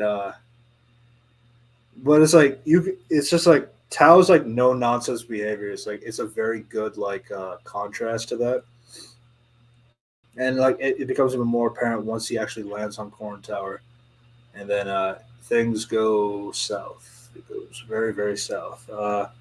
Bora tries to protect Goku. Which Goku is saying, "No, I don't need you to do that." But Bor insists, which gets Tao to throw Bor into the air and stabs him, throws his own spear at him, killing Bora. And yeah, uh, it all happened so fast as well. Um, yeah, and then Goku and Tao they fight to the point where Tao uses his Dodon Ray to blast Goku out. Uh, and then but because like Goku destroyed his clothes with the Kamehameha wave, um, he gets like really angry, so he needs to go off to find a tailor, which again he uses the pillar that he stole and throws it so that he can fly off to the tailor. It's just funny. uh, his form of transportation. But yeah, obviously Upa is like really sad that his dad is dead. Goku uses this opportunity. He looks at the Dragon Ball, and all this time he was thinking about, I just want to get my grandpa's Dragon Ball back, and that's it. But then once Borat, he sacrificed himself to protect Goku, he comes to realize that no, I'll use the Dragon Balls to bring your dad back to life, and that like whole selfless behavior is kind of what makes Goku great. Um, Yeah. but yeah, yeah, it's just like it is like kind of like so this is where like everything starts to pick up back together, and it's all really thanks to Tao being such a great threat in general. He pretty much he kicks Goku's ass. Goku is like not confident enough in his abilities, so he decides he needs to climb Corn Tower and meet Master Corn up there, drink his special water, so that he can beat Tao. Which we when he does go all the way up to the top, he which obviously takes a long time to get up there. But yeah, he manages to get to the top. Corin says, it's like if you can drink the water, but then Corin is like messing with him, so he won't let him drink the water unless he can take it from Corin, which Corin is like way too fast for Goku. And Goku learns later that only one other person got to drink the water. It was Master Roshi, And it but took him Master 3 years to Roshi take it. took him 3 years to get the water. Which Goku is saying like I'll take as long as it takes for me to do that. I need to figure out how to do it quickly because I need to save uh, Upa's dad. Um, but yeah, there is this one opportunity where in the nighttime where Korn is quote unquote asleep and he still has the water in his staff. Goku's thinking about stealing it, but Goku He is doesn't. saying in his head, "It's like no, I can't do that. It's not right. I'd have to do it when it's fair." And then he goes to sleep, which Korin, that's like his realization of hope that maybe there are still good people out there. Um, and yeah, for the next 3 days, Goku like pretty much takes Korin's advice. It's like you need to try not to rely. You need to try to shorten your breath. You need to try to like anticipate my movements based on what I'm doing and that stuff. So stop relying on your eyes in that sense. Which Goku tries all these like tricks and all this stuff to try and take the water. Eventually, by day 3, he does trick Korn enough to get the staff out of Korn's hands to fall out, and then Goku grabs it himself, and then he wins. Um, yeah. So yeah, and it's always like I feel like a lot of like Goku's accomplishments is like I like how much time they take to really show his thought process or really show how he is like learning or really show like how he is going about his steps, like either like his faults and errors and then how he eventually succeeds. I feel like uh I feel like it does a great job like using its time to really build on those attributes so that you can really get that sense of Goku's like failures and trials and errors and successes in that sense. So that's something else I appreciated as well. Yeah, and you missed how it wasn't the water that made him strong. It was all the stuff he had to do to climb the tower and deal with Corn. Yeah, the water wasn't special. Mm-hmm. Okay. There is no secret ingredient, Well, not until later, but but all that training with Korin made him much faster, stronger, and more adept to the to situations.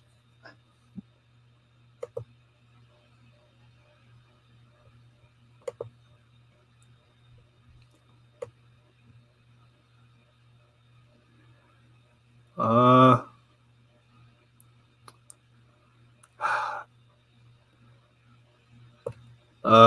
wait, apparently, the General Blue saga, we kind of skipped that. It was like they also Yeah, used we did skip a Toriyama's lot of that, like like in there. Huh? older characters from Doctor Slump Yeah, this is. in Penguin Village. Yep. But yeah, that was So I don't know. filler as well. I don't know like anything And about it's that one. not Doctor Slump. really, not really. Yeah, not really much to say. I think And like the part with the like they're looking for the the Commander treasure. Red saga is better, but it's not because of Commander Red. It's because of Tao. Yeah, yeah. Looking for the treasure was pretty cool. Um, yeah, Mercenary Tao, standout villain. Uh, he has his victory over Goku, murders Bora. Um, then Goku has his rematch with Tao, which it's like once Tao has been like the kind of guys like he just can't lose, but once he starts losing, he starts pulling up all the dirty tricks in his bag.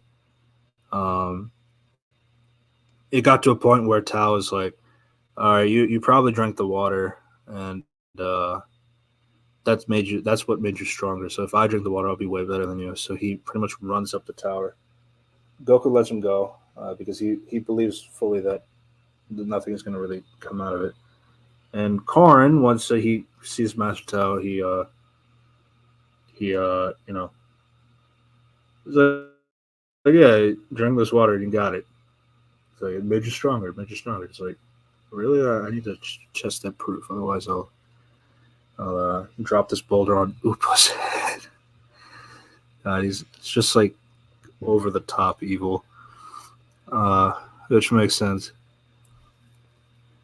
But yeah. So Tao drinking the water, thinking that it made him stronger. It turns out, yeah, that was bullshit. It's like let me put you on this dark nimbus cloud to help you get down, so you don't waste your energy. And it's like, yeah, so he's riding on the nimbus cloud, but then Corrin like deactivates it down, so that Mercenary Tao falls on his head. Um, but yeah, then they have the rematch, and Goku beats the shit out of him. Uh, Mercenary Tao pulls out a bomb, and he tries to jump away, but Goku kicks the bomb back into Tao's face, and that kills Tao. And the best villain of the saga. Easily. Yeah. Yeah, and then so now he has all the Dragon Balls except for one, which is in Commander Red's possession. Commander Red, we talked about Goku like pretty much annihilating everybody in the army. Mm-hmm. Yeah, it's like I don't know. It's like in terms of like thematic like senses and all this stuff. Goku's experiences with Tao and Master Korin is like really is the really nice stuff, and then like the rest of it is just kind of like action. Not really as much to say about it. Um, yeah. Then then yeah, Commander Red, his after learning what his wish was, his lieutenant, which his name is Lieutenant Black. All right. Yeah. He's There's like, a black my same black. What? yeah. So he's like, so he shoots Commander Red in the head, and he's taking control of the Red Ribbon Army. So his desire is to rule the world. Of course, it is. So he gets in a mecha suit and he fights Goku. Goku still beats his ass. Um, and yeah, that's kind of the end of the saga.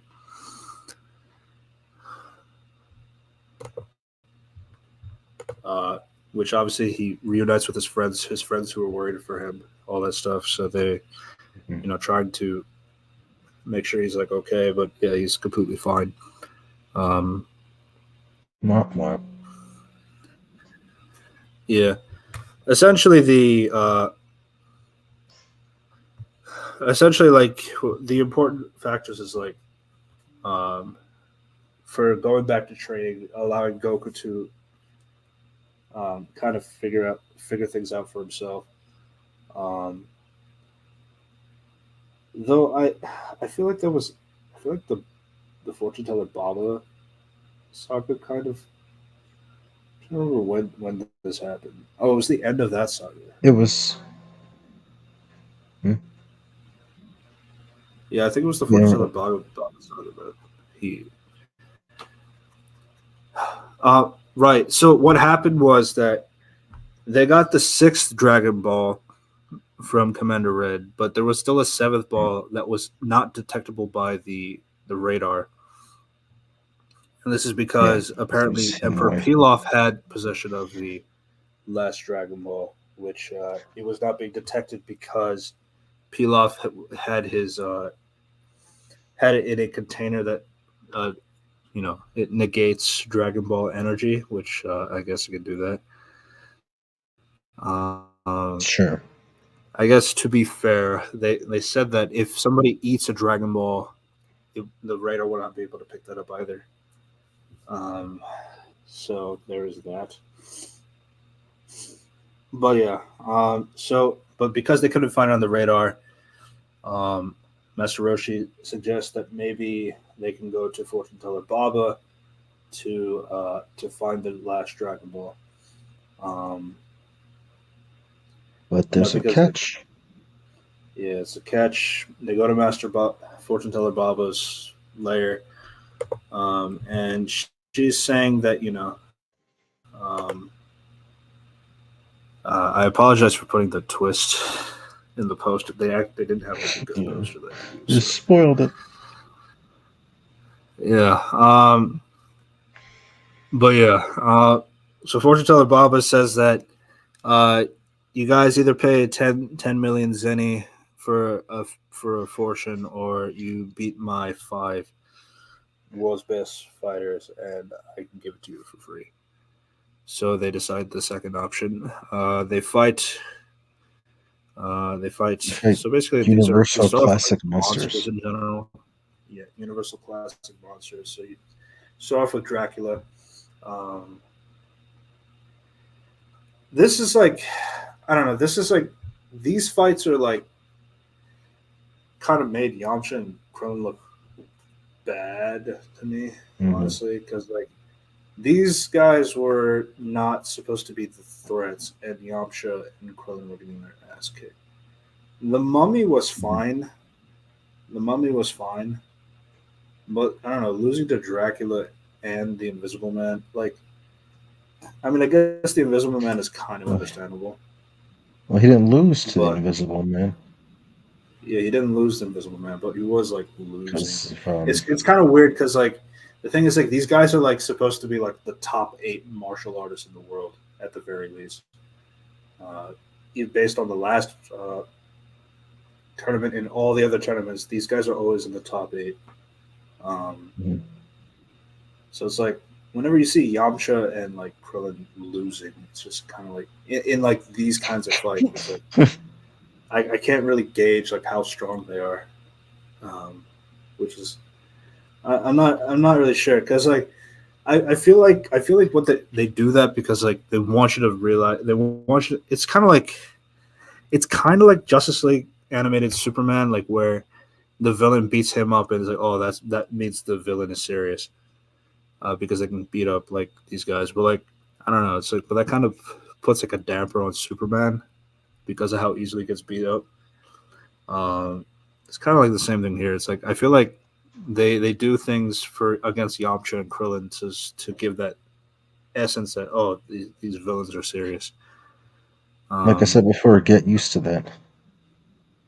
That yeah, that is a pretty big constant with the whole franchise. yeah, They're always these punching bags. punching bags. Yeah, so Krillin gets his head bit by a vampire. Um, so he's knocked out. Uh, then Upa and Puart and that kind of makes it worse too because Upa and Poir beats Dracula. Yeah, this child and um The poor. shapeshifting cat. Hmm. Yeah. So yeah, they so Well, they Poir had Upa garlic, I has guess. garlic breath. Yeah. Poir is using the shapeshifting powers to beat Dracula, knocks him in the water, so he loses. Then the Invisible Man comes out. Yamcha is not able to see him, obviously, so he's getting his ass kicked. Eventually, he does like learn to quiet his mind and like listen for the Invisible Man's footsteps in the grass, and that's how he's able to try to look for him. Though fortune teller Bob is using a tactic like doing bad singing to distract Yamcha Distraction. so that Invisible Man can beat him up. It's pretty smart. So Krillin is using has his own plan. Goku has to go get Bulma and Roshi, Hmm. um, and that's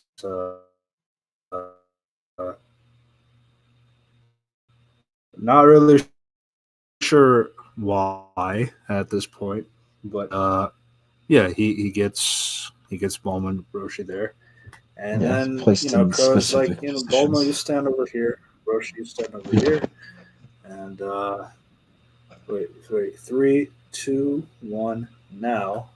Krillin pulls up Bulma's top, and Roshi nosebleeds whenever he's horny, which is That's that's a sort yeah, of it's a weird that's an choice. anime trope. Yeah, because like because they can't show boners, so they Yeah. have characters bleed from their nose. Oh my goodness. That's what they do. Yeah. Yeah. So they pretty much pull up.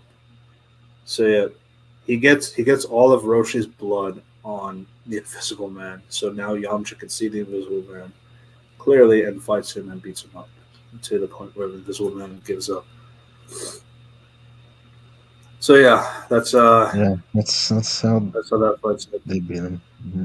Honestly, it's like, why Bulma? Really, it's like, I guess you could have done this joke with launch, but it doesn't really matter. Uh, It's just meant to be a joke, I guess. and Obama's still under at this point. Important to note. Yeah, so it's still not ready. Um, yeah, so yeah, they do that. Next up, they have the mummy. They have to go to a giant demon toilet, um, where it's like two demon statues sticking their tongues at each other, and they have to fight on that stage with a pool of acid on the bottom. Yamcha versus the mummy. So this one I'm okay with Yamcha losing. Uh, I mean, I guess he beat the Invisible Man to be fair. So it's not that bad. And the Invisible Man was invisible, so I think Krillin losing was more bad in my opinion. But Yeah, I agree. yeah, the mummy is just way too fast for Yamcha. It gets to the point where Yamcha almost falls in the acid. Goku just has to use the power pole to save Yamcha's life. And then Goku comes in to fight for the rest of the battles. And Master Roshi's commentary, because he knows about the fortune teller Bob is his sister. Um, so he knows about these fights that happen. You have that sense of, he's giving that sagely advice that he does from time to time.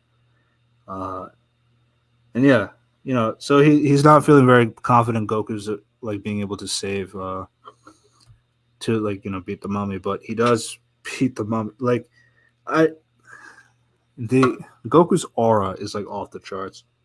Like when he does his stance, like and the mummy's like terrified because like I can't find a weakness in this kid's in the stance and all this stuff. Um, yeah, and then Goku also does like the stuff like where he kind of allows people to hit him so he can get a sense of like how strong the enemy is, or like what are they going to do, and how much does it affect him, and then he does his attack moves. So that's kind of like Goku's tactics whenever he goes about fights in general. Um, but yeah, he beats the mummy pretty easily. Um, the mummy is like the mummy's fast, but Goku's just faster.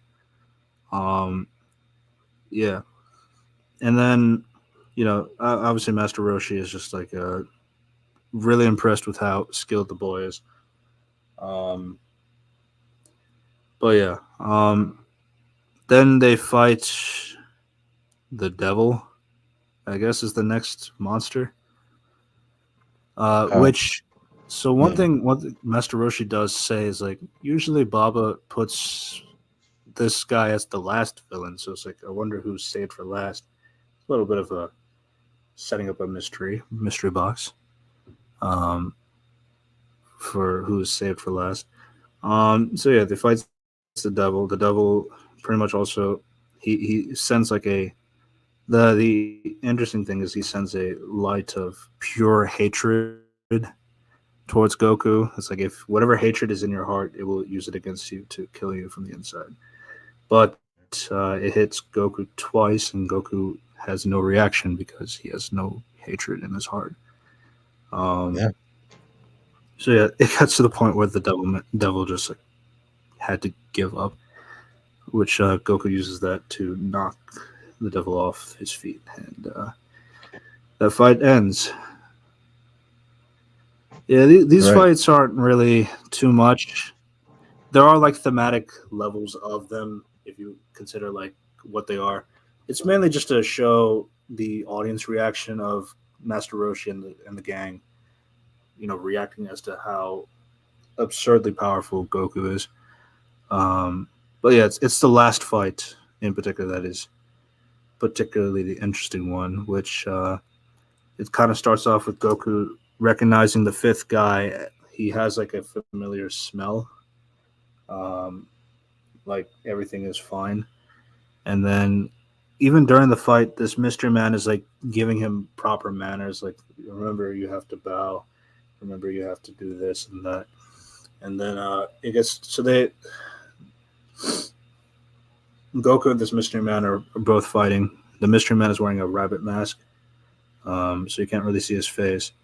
Um, but yeah, Roshi's like thinking in the background that these two are fighting very similarly, and there's something familiar about this mystery rabbit guy that he can't seem to recall where it's coming from. Um, but yeah, then um, it gets to a point where like Goku pretty much has any response that the mystery guy has. He has a response, even using a Kamehameha wave on him, like the mystery man. Um, then it gets to a point where the mystery man falls on the ground, seemingly defeated, but before Goku could appreciate his victory, the mystery man grabs Goku by the tail, which is what gets everybody to wonder how would this guy know about Goku's weakness? And it's like, oh, maybe it's because Bulma yelled it earlier. Because yeah, that did uh, happen during the mummy fight. It's like I don't know why people are so worried. All he has to do is grab Goku's tail. It's like, Bulma, you shouldn't be saying that to his enemies. Yeah, it's like I was thinking that too in that moment. Well, yeah, it's like so maybe, but then Roshi was able to piece together that these familiar things. Goku's remembering the smell of this guy. Um, the fighting techniques are so similar. They seem to be very equal in everything.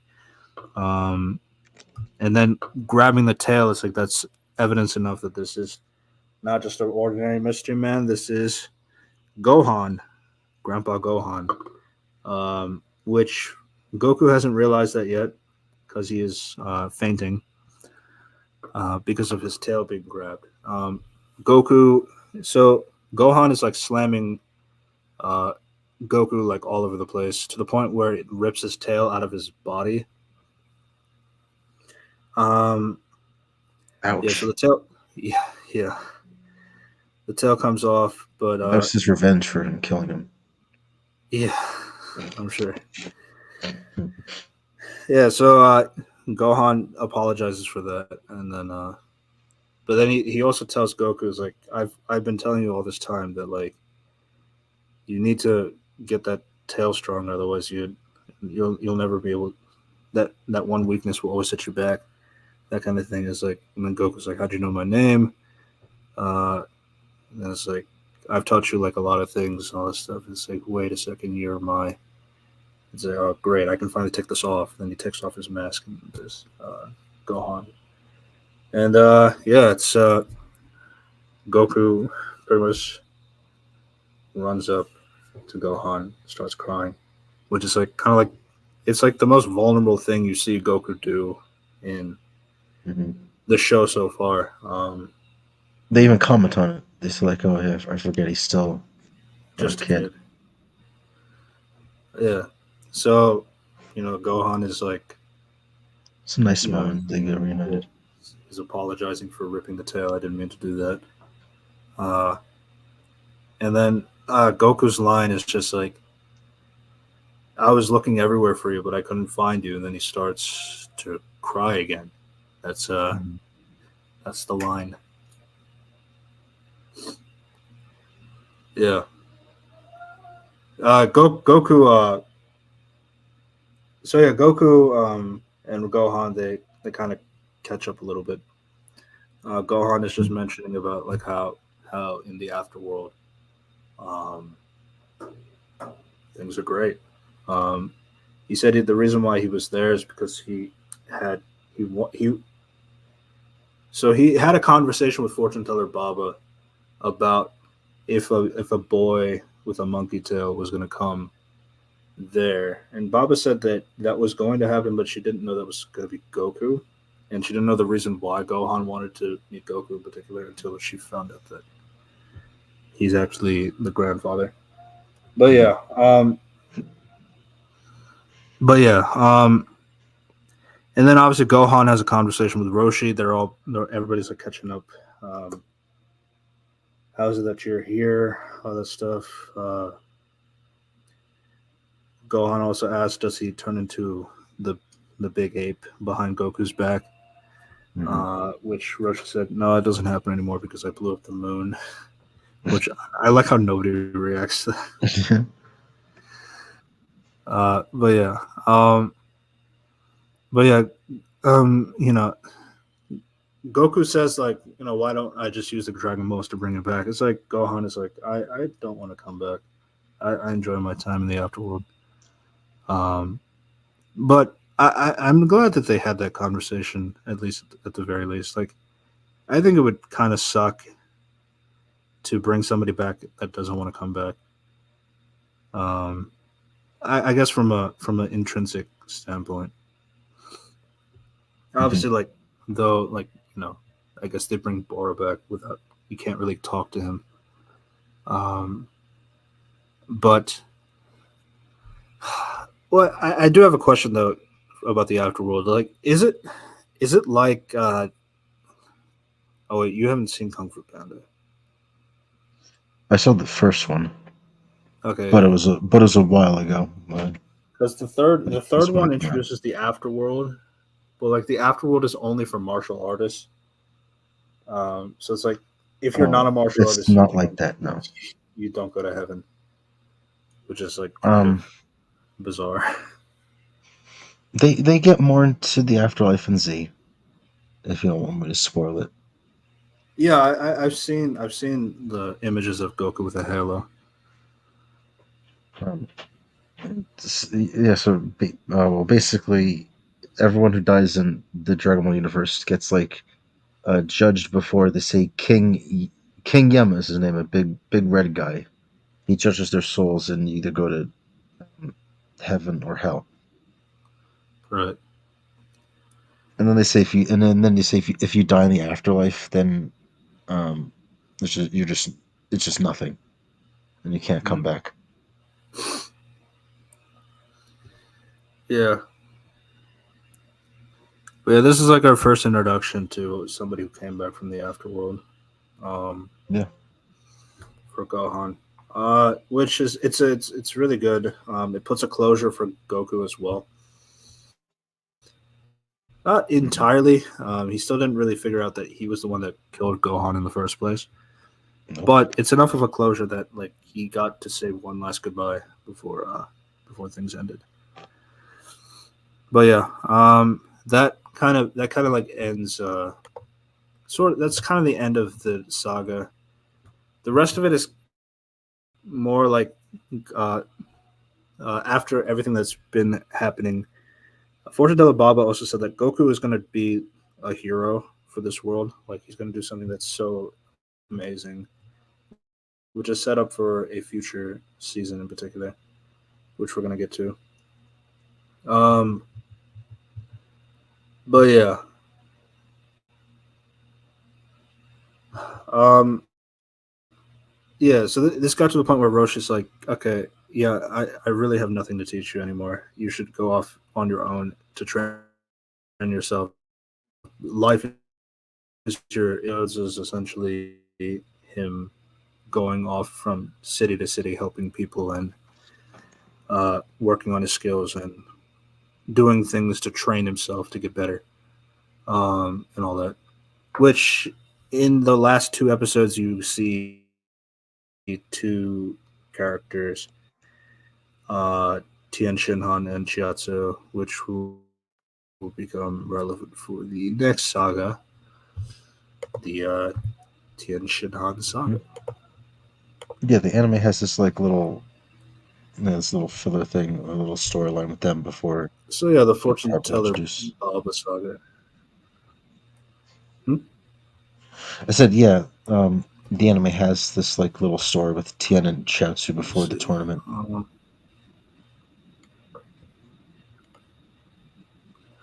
Hmm? Yeah, yeah. Um, Honestly, the Ten Shinhan saga is like really really good. Um, I think this is like this is like the 22nd World Martial Arts Tournament. Uh, it skips 3 years afterwards to get to this martial arts tournament. Everybody has improved. Yamcha actually has joined Master Roshi's teachings with Krillin, so they can both like try to get as better as they can. Um, yeah, so that kind of like gets everybody up to speed. 10 is like he is a part of the Crane Hermit Club, so he's like with Master Shen, who is a former friend of, well, not really a friend, like a pupil, along with Master Roshi, who they both hate each other up to this day. Um, so everybody's there's like bad blood. 10 wants to beat. So 10 fought Goku back in those two filler episodes, and he even back then he realized that Goku is like a lot stronger than he looks. But then when he sees Goku fighting other people, it's like, damn, there's things that Goku is doing that might be a threat, but I can still beat him, kind of a sense.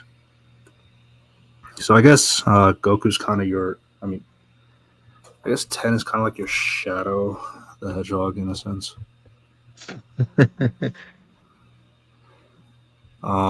So yeah, He'll never be as cool as Shadow. uh, yeah. So yeah, this tournament this tournament has a lot going on. Um, so one of my favorite aspects of this saga in particular is Master Roshi. He is back as Jackie Chun. He's back, trying to uh, win the title, or try to make sure that Goku and Krillin don't win. But this is like kind of his swan song in a sense. Like what I like about these episodes is like about Roshi in general. These sagas in general is like Roshi is in the first saga. He's using the tournament saga as a way. I need to beat. my students so that they don't win and they don't lose the desire to keep training and all that stuff. This season, this saga is more on Roshi. I need to learn when to stop and like learn that the younger generation are just moving up and I can't keep up with it. But I need to find somebody that can be able to keep my ideology of making Goku work hard or making Goku still work hard so that they can continue this legacy without me. So he has this conversation with Ten uh, because for Ten, he sensed that Ten is like not. He's kind of like gassing himself up as like a because Crane is evil, so he has to be evil too. It's like I don't really feel like that's something you can do. They have this conversation on during their fight in the quarterfinals, or the in the quarterfinals, like where Jackie is essentially telling Ted, who's already figured out that Jackie is Roshi. He's telling him that you don't have to succumb to those senses. You need to I'm sure you're wasting your energy on on the bad side. If you were to join me and use your power for good, you'd be able to Yeah, achieve he something tells him better. it's never too late to not be a dick. Yeah, that's it. Yeah, yeah. So I think one of the best parts about it is Jackie is he steps out of the ring rather than letting Ten beat him. Hmm. Um, yeah, he steps out of the ring. One, it robs Ten's ability to feel like he beat Master Roshi because he truly did it. Um, uh, that and it's it also it forces Ten to think about, does Roshi have a point? Um, so and then they have this conversation afterwards, why did you do that? Or I was why did you rob me of my right? Um, but then Master Roshi is essentially saying that it's I feel like my time is up, but the younger generation is moving forward. Um, I feel like you have the best chance to really challenge my students and really challenge the principals if you were to be on my side and such. So that kind of gets Ten to think about it, um, especially putting all this faith into him, despite how much he has done in his past. Uh, this is also post the part where Ten finds out that Goku killed Tao, who was his mentor and Master Shen's younger brother. So Most. there's some bad blood going on for those reasons. Um, I don't remember who Krillin fought. Did Krillin fight Um. Ten? Um. Oh, I don't remember No, either. Krillin fought Goku. Yeah, Oh, Krillin right. Yeah. fought Goku. Hmm. Yeah, and that was a fun fight. Hmm. You could definitely see Goku was not using his full strength on Krillin, No. but they're both having a lot of fun with it in general. Krillin is putting all of his energy into it. Goku's just kind of laughing everything off. Um, and obviously it gets to the point where Goku wins. Uh, it was a fun fight in that sense. Somebody had to win. We all knew it was Goku. Mm. So yeah. And that leads us to the championship, which is Goku versus Ten. It's quite a spectacle. Um, Obviously, with this image, Ten uses 4 arms to fight Goku. Then Goku summons 8 arms. All of a sudden, I still don't know Yeah. how he did that. Well, it says he moved so fast. They said he moved his arms so fast it looked like 8 arms. Yeah, something like that.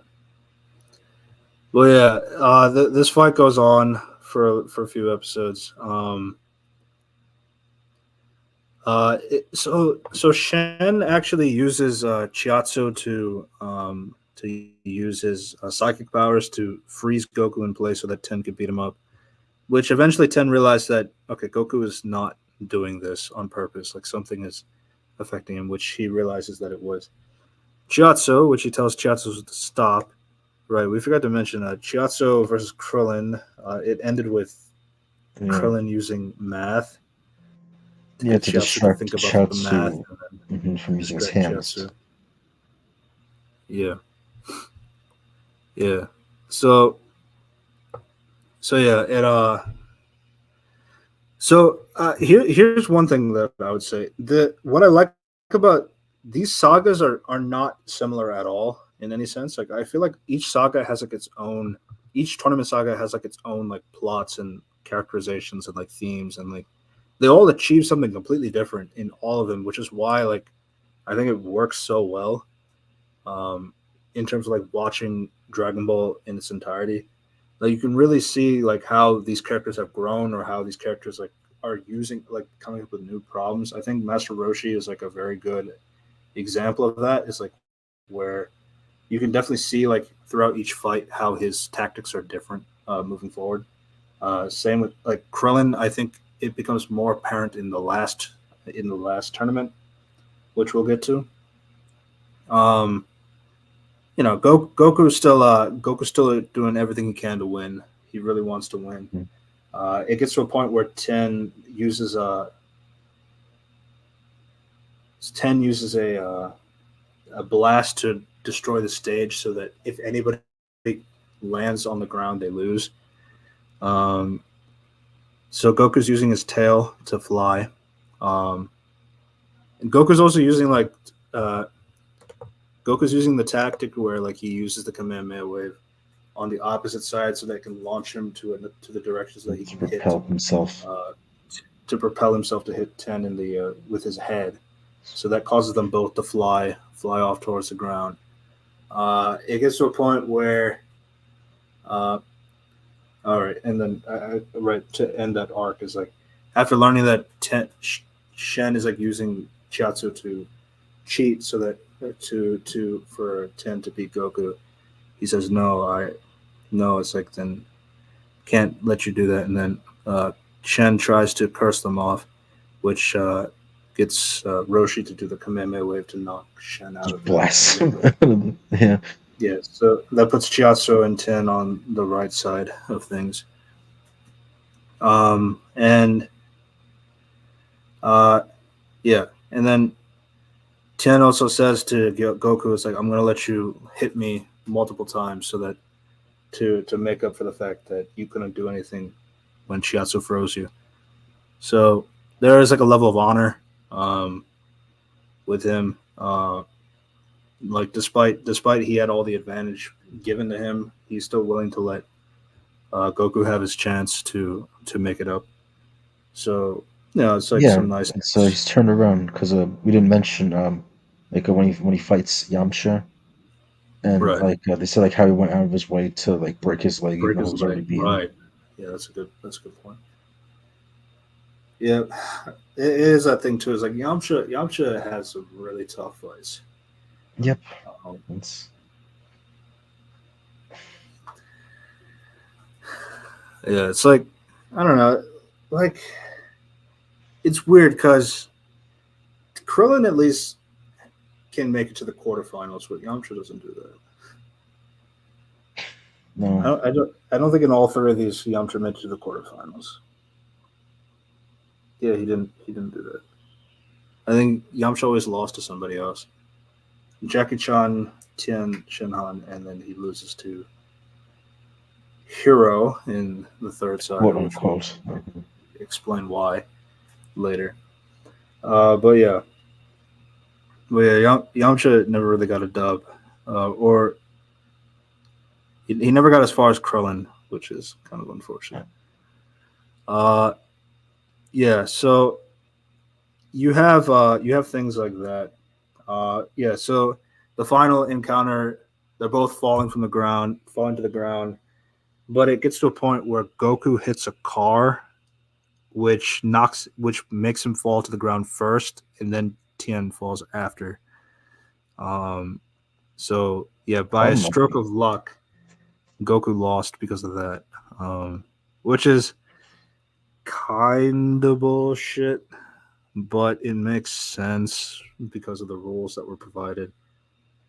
Um, Whoever fell on the Mhm. ground first, Goku just happened to fall on the ground first because he hit a car. Um, but yeah, I mean, it still motivates Goku to, train harder to become better. Mhm. Though Ten and Goku, they both have this admiration for each other. Afterwards, like, yeah, it's like Mhm. if you didn't hit that car, you probably would have won. So I'm gonna train even harder so I can beat you for fairly next time. Um, but yeah, it's like definitely you see all that respect amongst the characters and all this stuff. Um, and then it ends with a final dinner. Uh, but for some characters, mainly Krillin, he is told to go back to get. Well, Goku's like, I need to get my Dragon Ball and my Power Pole back from the stage. It's like, oh yeah, I'll get it. It's like, no, it's okay, I'll get it. It's like Krillin's like, no, no, no, I'll get it. And then it's a lot of emphasis on this, which it turns I'm out for a sure of it. Yeah. reason. It ends with the cliffhanger that Goku realizes something is wrong, and he runs off, and then he finds that Krillin is dead. Krillin was Yeah. Yeah. killed by a giant green monster, uh, and the Dragon Ball and a list of the martial artists of the world were taken. And yeah, that was a heavy hitting Yeah, what cliffhanger. a shock to end it on. Yeah. Yeah, yeah, and that leads us to the King Piccolo saga. Now, I do want to go through these a little bit quicker due to time, Mhm. if you don't mind. I don't mind. It's fine. But yeah, your summaries of the Tian Shin Han saga. Yeah. Tien, it's really good stuff with Tien. Um, like you said too, Roshi gets his like his emote was like I guess kind of passing the torch moment when he realizes yeah there are youths that um that they have the drive, their motivation to win. So yeah, his part is kind of done, and yeah, Tien stuff too. You know, of course, it's really good how he learns, he gets um his turnaround, his uh sort yes is his redemption throughout the fights, throughout the match, how he changes. It's yeah. The car thing. Uh, uh yeah, it is kind of bullshit, but it's, I thought it was kind of funny too. It's like, oh, he's gonna win, and then he gets hit by a car. Um, because yeah, Yeah, it, this is they still want to be comedic, at least for this point. Um, yeah, yeah, yeah. so yeah. And it's like it's plausibility. Ten could have hit the car. Goku could have hit the car. Mhm, Goku just hit the car. So it's mhm. not too much you could really say about it.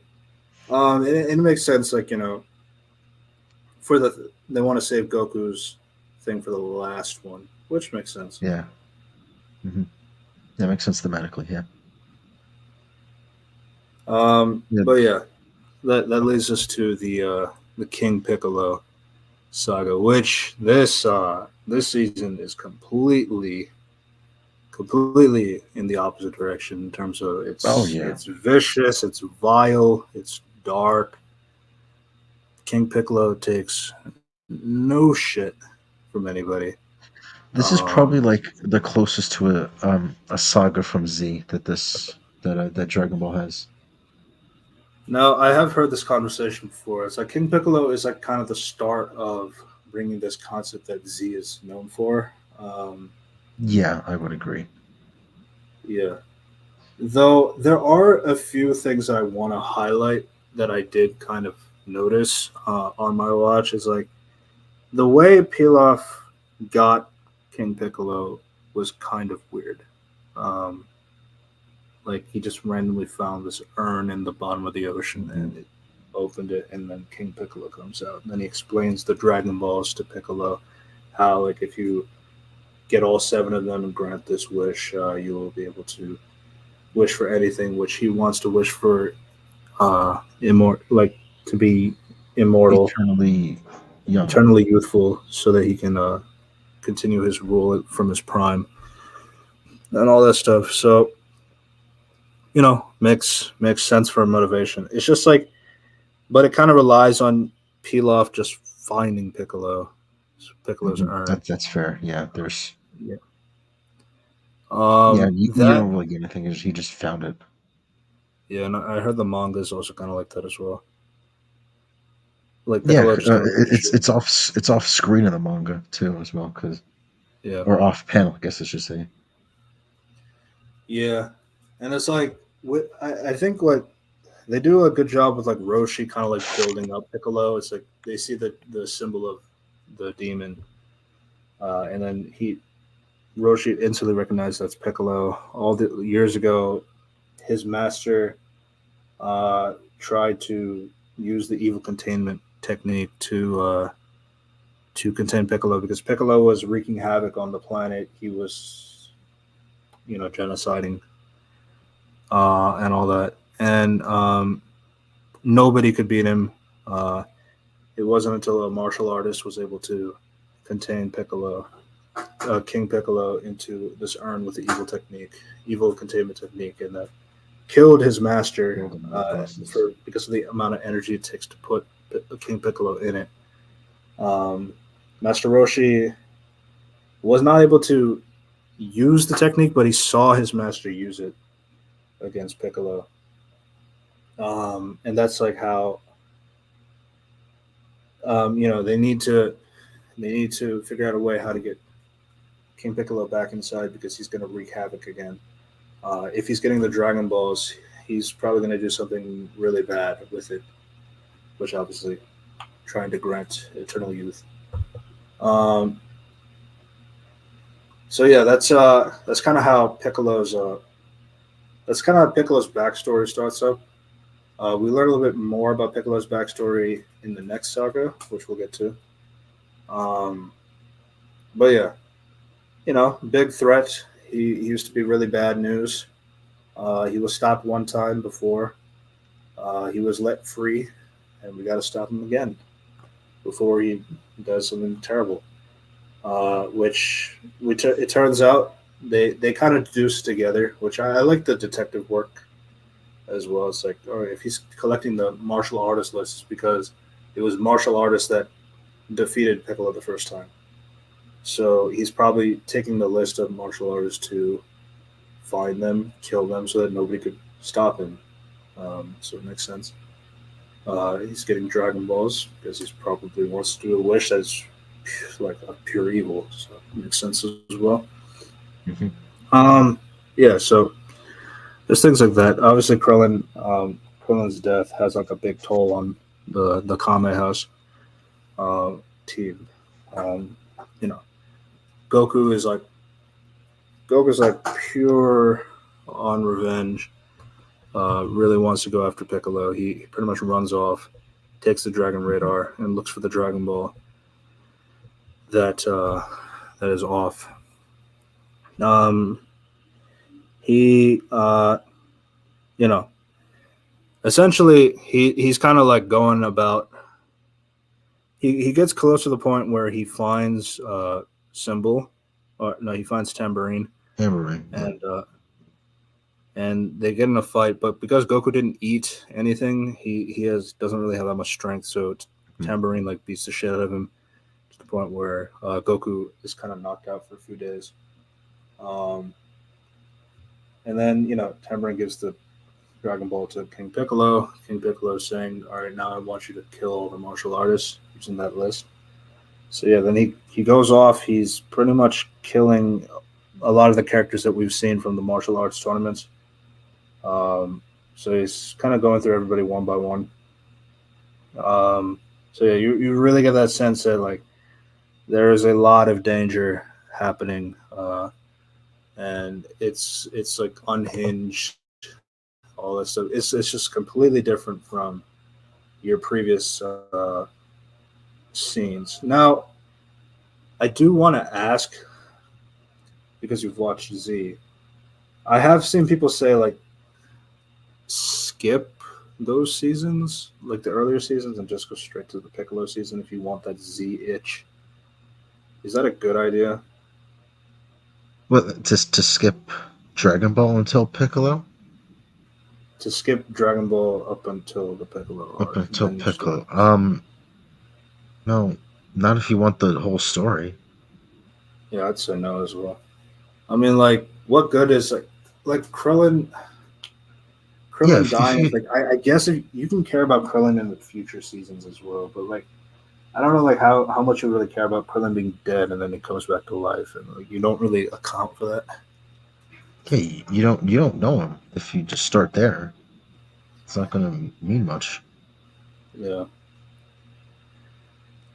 yeah. So no, I'm I, not. I disagree with that. If you watch the original Dragon Ball, watch the whole thing. Yeah, I wouldn't even say people to skip the Red Ribbon arc, even if I don't like it. Yeah, not even that. Yeah, The only the only thing I would say to skip, I think, in Dragon Ball is the first two arcs of Super, because they're just redone like versions of two movies that I think the movies are better. So that's the only thing I would say to skip in Dragon Ball. yeah.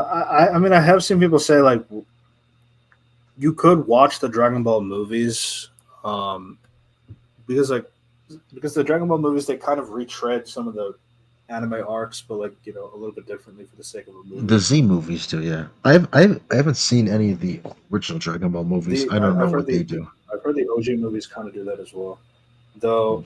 Um, they're not really faithful to the anime or to the manga, but like they still cover like the major plot beats. I mean, like I've heard people say like you can watch Pillars of Power, and that will get you up enough so that when you start the Piccolo arc, you can kind of make sense of it. I don't know. Hmm. I'm not. I wouldn't know. I haven't seen it. I can't really uh meant like recommend that. Yeah. But yeah. Uh, but yeah. Yeah. So Dragon Ball has a lot of vicious villains. Demon King Piccolo. Uh, kind of has like that start of like a demonic antagonist with all this power and lacks the understanding of makes sense. It's yeah. Obviously like a lot of it comes down to like Goku and Piccolo.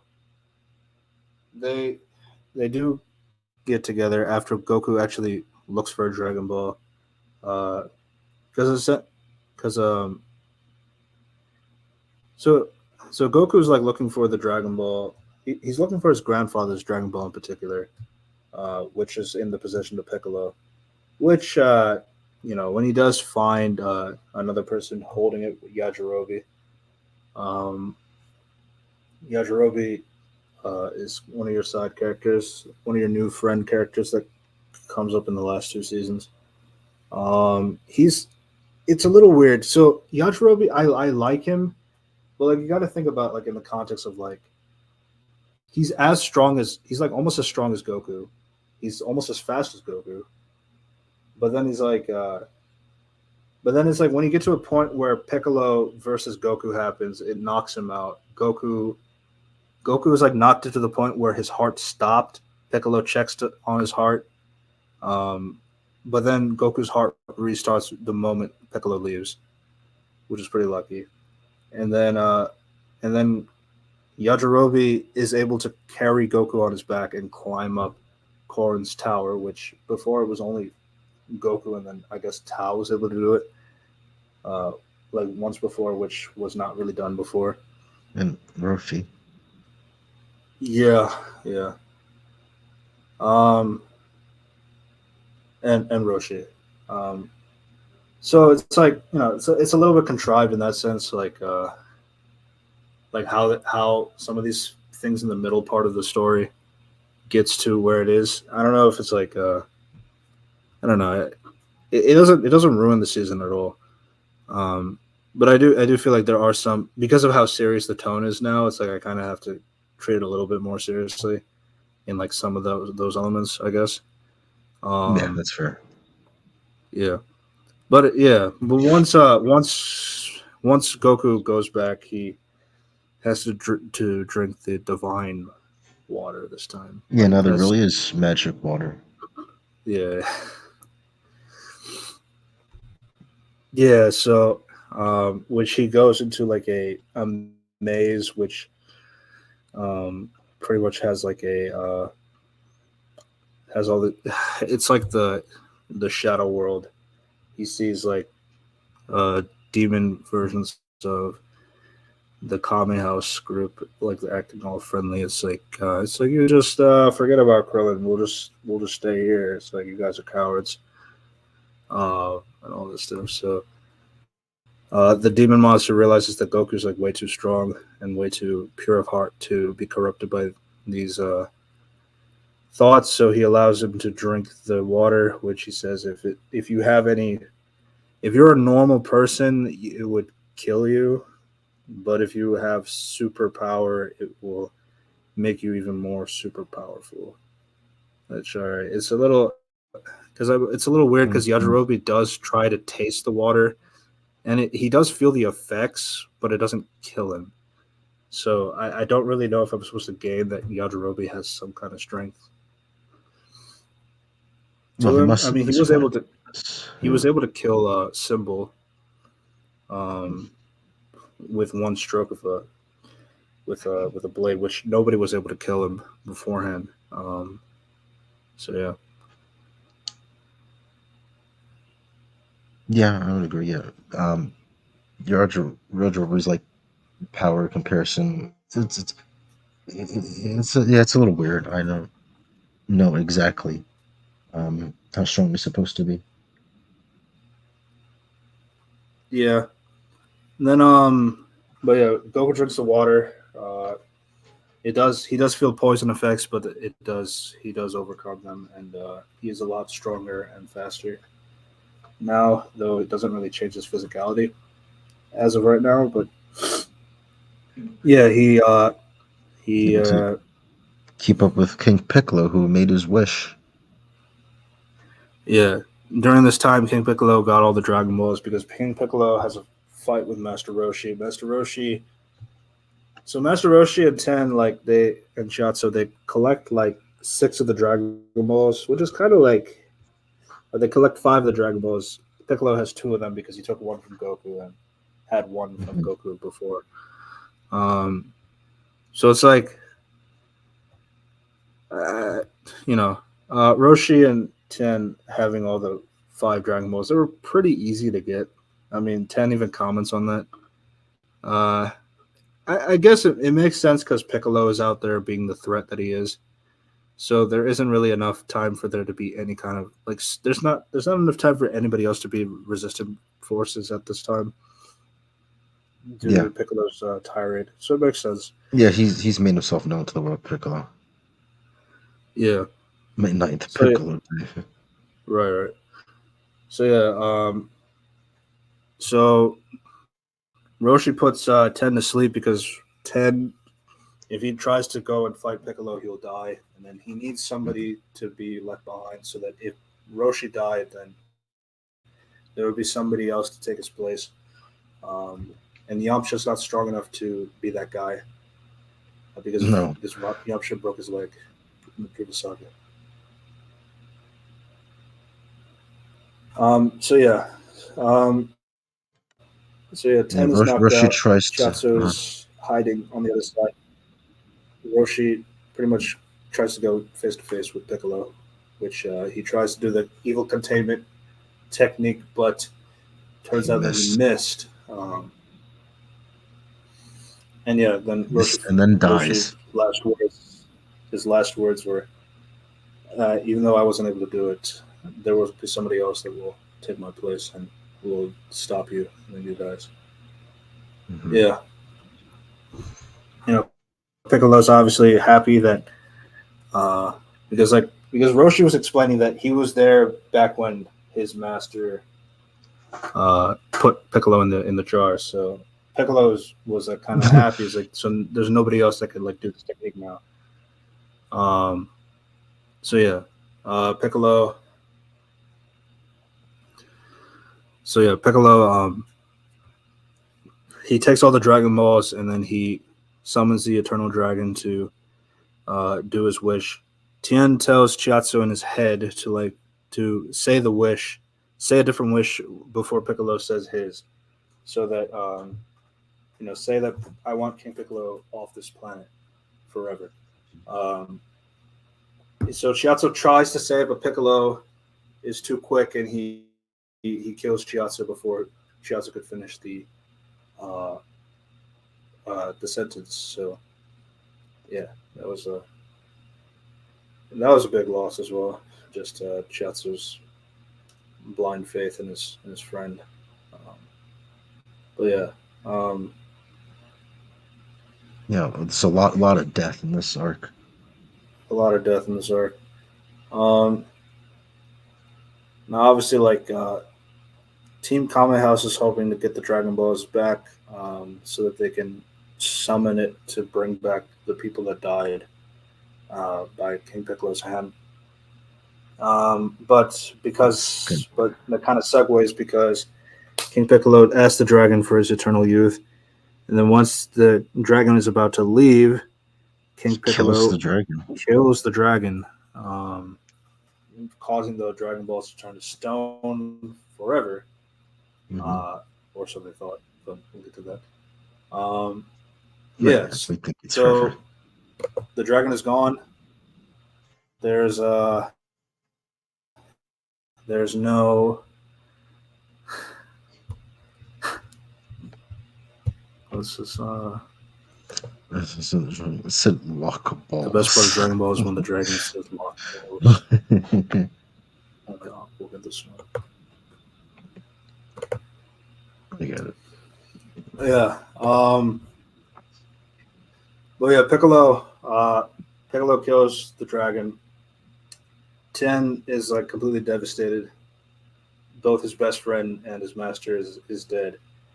He feels completely responsible. So he wants to learn the evil containment technique so that he can stop this once and for all. So yeah, Bulma, Launch, and Oolong, they were all like kind of going.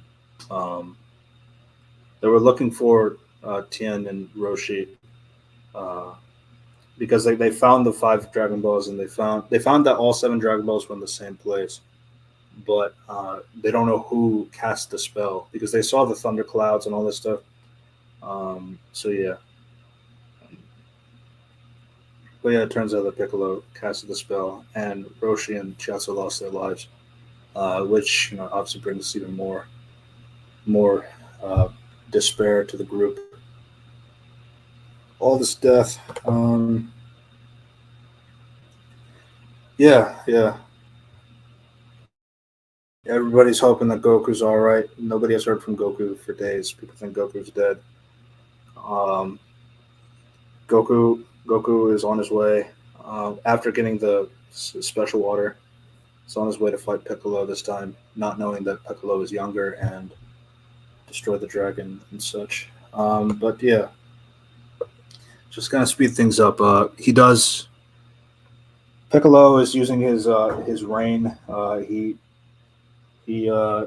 kills a bunch of people. He during a king's ceremony for Peace Day, he's telling that king, "Make me your ruler, and you'll be my right hand man." And he says that he's going to do this thing every Piccolo Day, May 13th. We had this meme uh, last month, if you remember Operation. Yeah, I remember. Yeah. On Piccolo Day, I will uh, randomly select a place to genocide. So just pray that it isn't you. So he randomly picks one. It was West City, which is where Bulma's parents live. Bulma's parents are pretty weird, but that's kind of the Yeah. point. Mhm. But yeah, they. So yeah, West City's in a panic. They're trying. People are trying to evacuate. Uh, Piccolo says you have 1 hour or like 30 minutes or something like that to like get over there and destroy the place. Um, so yeah, so Goku's on his way. Gets to the point where Goku does get to Piccolo, and they have their fight. Piccolo, now that he's younger, he's much faster and stronger. But Goku has also gotten much faster and stronger. Um, yeah, so in these like 21 episodes, you pretty much get so much happening from all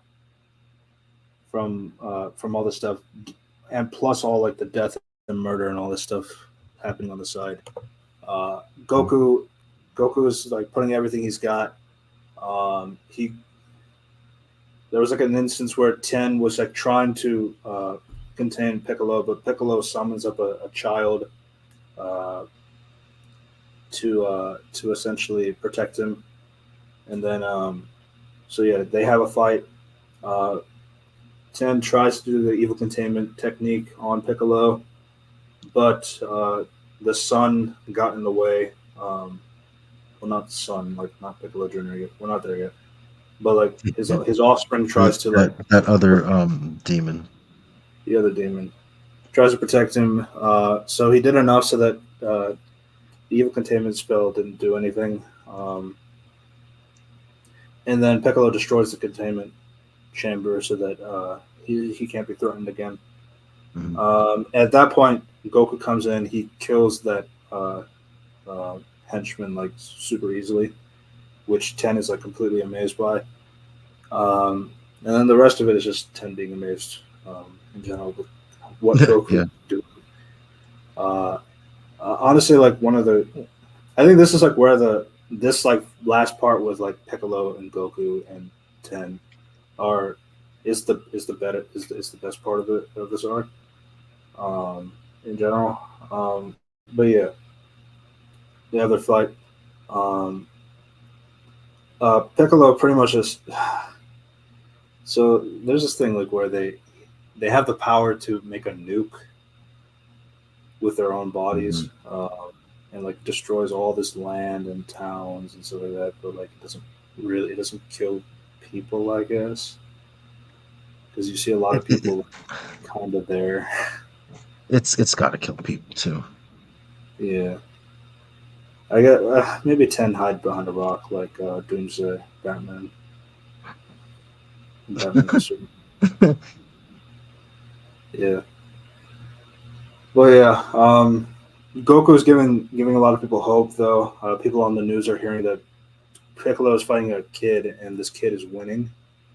Um, it gets to the point though that Piccolo is like kind of scared because like Goku survived a nuke. Um, but Yeah, I'd be Goku, scared of someone like that.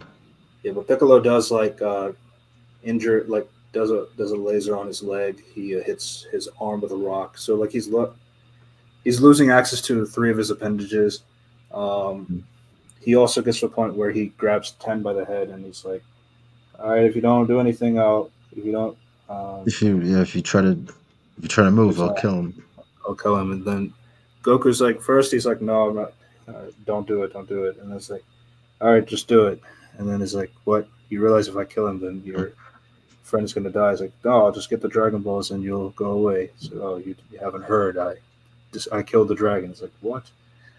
Okay, then that changes everything. But then at that point, Goku loses his third appendage. But then it all ends with Piccolo wanting to do a final blow on Goku. But during this part, Goku summons up the energy to do one Kamehameha wave with his with his one hand to launch him in the air. and he pretty much says that he's going to use his full strength this time. That he's always been holding back. This is like the first time he's going to really show how strong he is. So that's this iconic moment where he pretty much punches a hole through King Piccolo, just like that. Yeah, he puts all of his power into his fist and just boom. It's great. Yeah.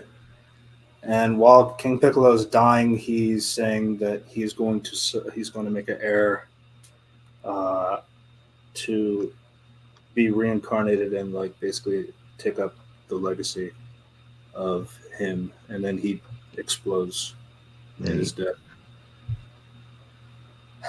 And yeah, yeah, like that's that. He doesn't just die; he explodes. Yeah, yeah, he explodes, and yeah, that. That's pretty much the end of. So he's that in the king people, so then not Piccolo.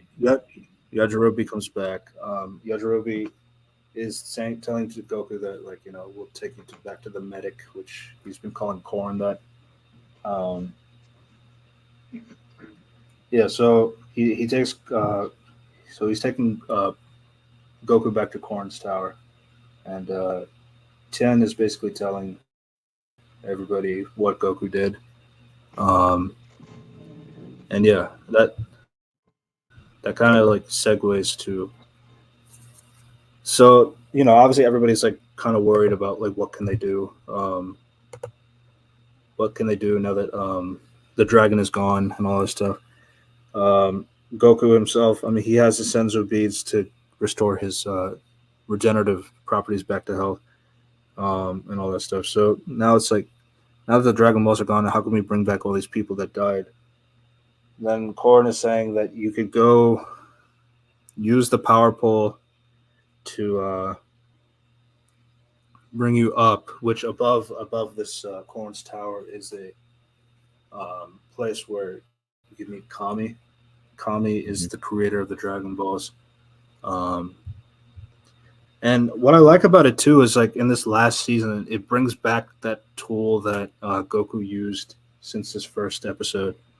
The power pole being such a useful uh, tool for him that allowed him to, essentially go. It essentially helps him like with his navigations and such, but like it's also like a useful like it brings it back to full circle now that this is the last season for this arc at least the OG Dragon Ball arc. But yeah, the Piccolo Junior Saga is the best one, I would say. Uh, It's the longest I arc. could see that. Yeah, is it? Hmm. Yeah, it's 31 episodes. Oh yeah, I guess that's yours.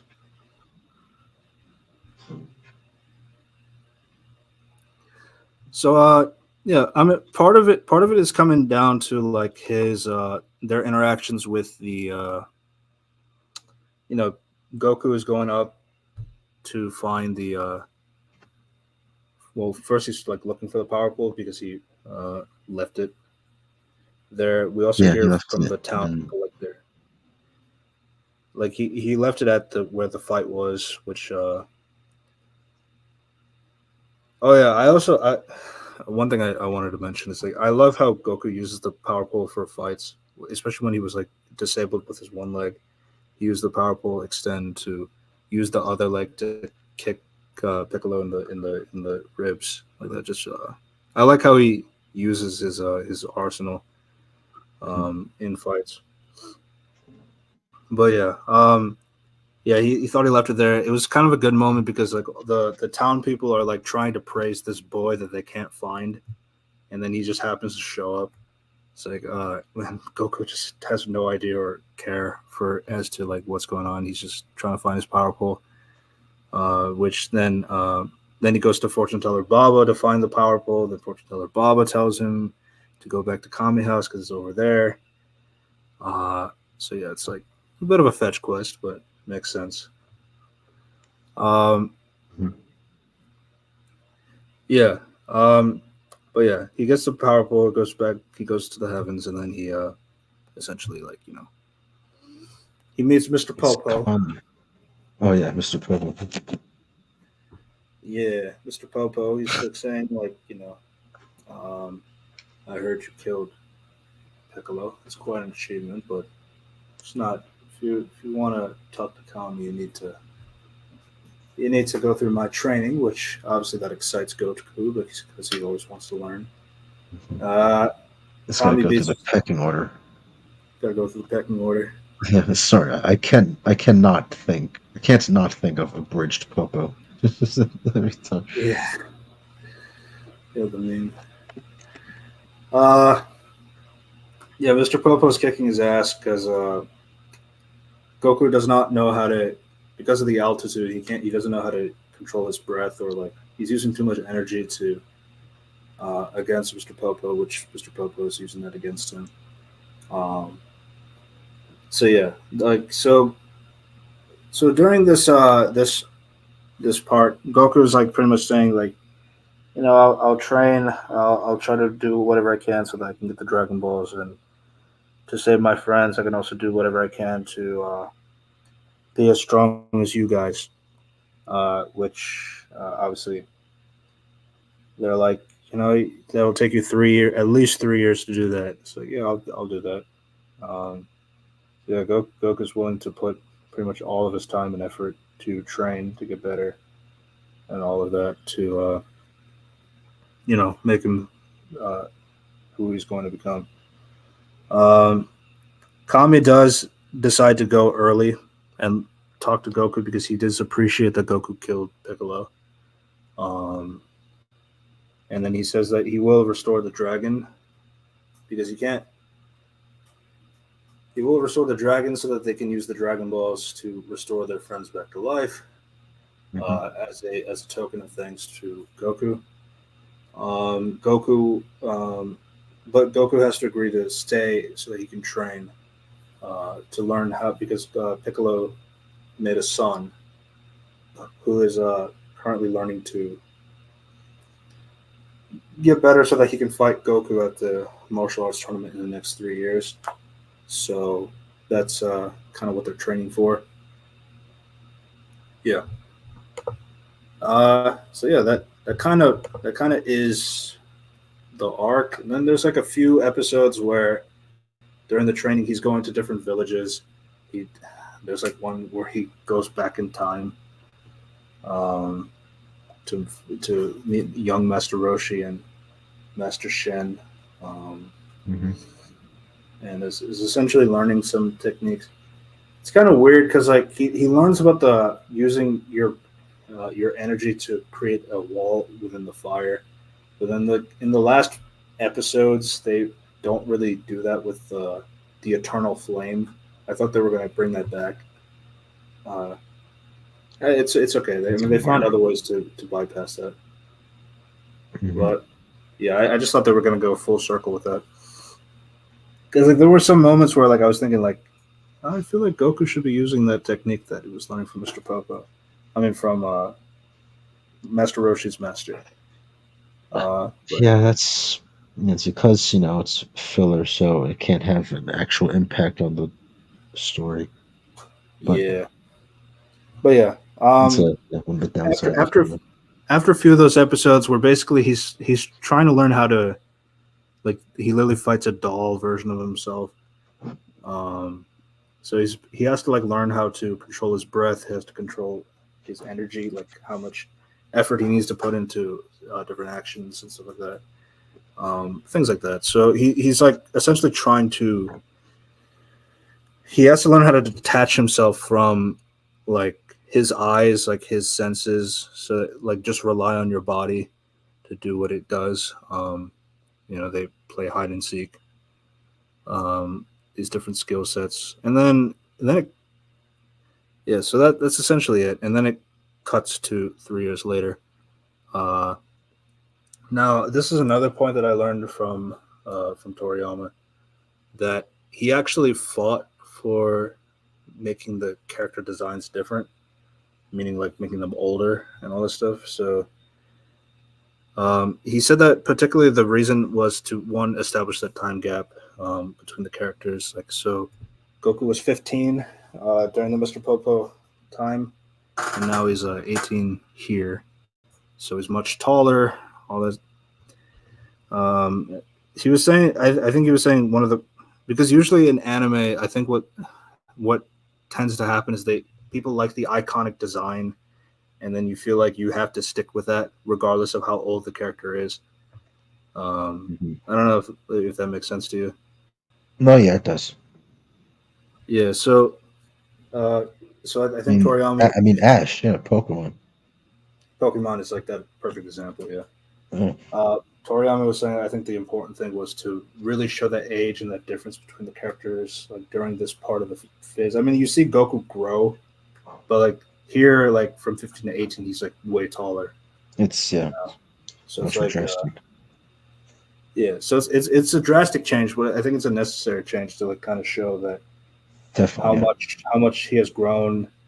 And honestly, like everything with Goku, you got obviously the gang hasn't seen Goku for a long time since he's been training up in there.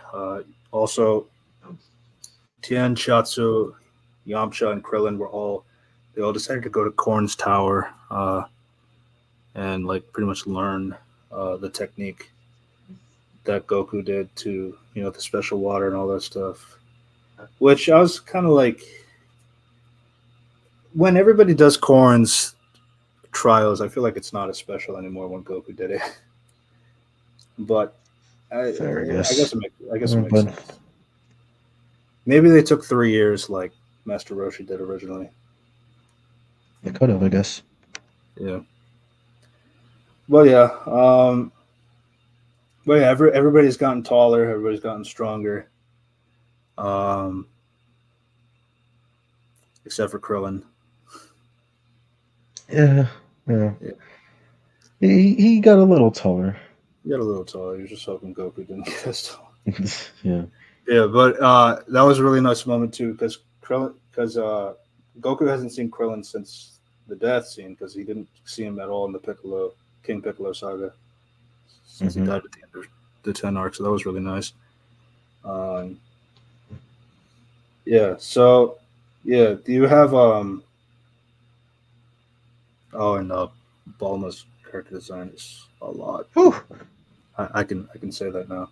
Hmm. Um, Yeah. yeah, yeah, yeah. So that kind of starts the tournament saga. The last tournament saga, the 23rd. Um, Goku's out to The win. last for the series. He knows. So you can see Goku's like his attitude is completely different now. He's like much more mature. He's like able to like you see like he doesn't really laugh that often like when it comes to like who is there like Piccolo Jr. is here. He's not telling anybody who Piccolo Jr. is at this time, just for the safety of everybody else. But he is kind of like spectating. There is a girl there who is pestering Goku to remember her, and Goku just doesn't remember her as of right now. It was pretty obvious who it was, but it's all right. It's a fun little Hmm. mystery.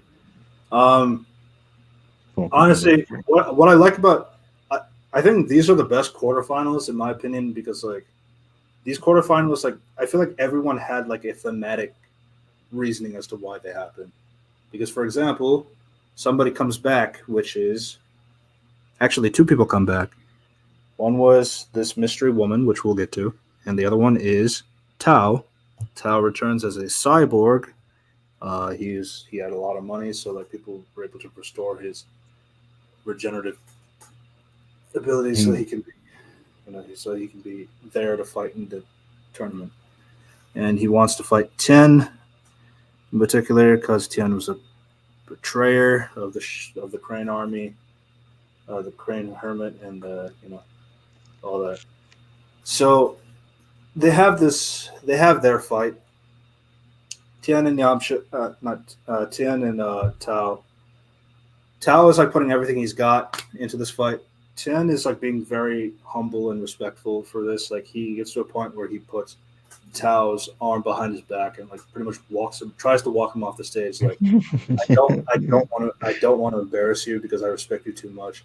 Please just walk off and forget.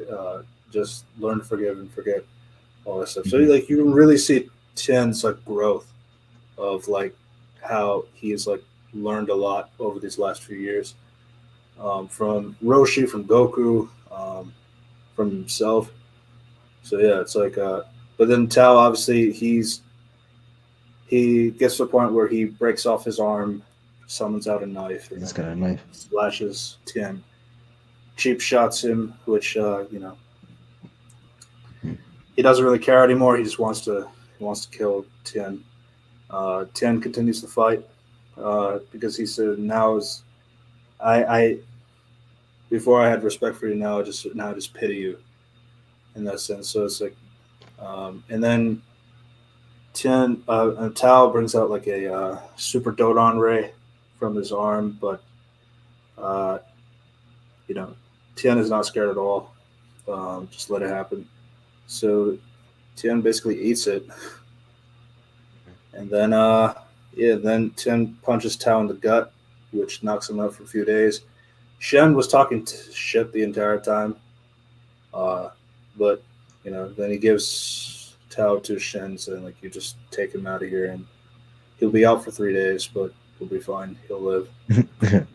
Um, but yeah, Shen just doesn't really have any much to say outside of trash talk, and he pretty much runs off. And that pretty much ends that fight. Uh, Again, so return of Tao. Um, and then speaking of which, we have a return of another character in the next round, Goku versus this mystery woman. This mystery woman, she's pretty good at fighting, um, but she's clearly just wants Goku to remember her, which Goku is constantly trying to say, I really don't. I genuinely don't. I wish I could. Um, then, you know, I really like how I think the voice actress did like a very good job. Like, really, like, like it got to a point where she was changing up her accent to make it sound like more like the young version of this character, and then like to her more adult counterpart. So it's like trying to help Goku like figure out who she is. Um, Oolong figured it out. Which actress are you talking about?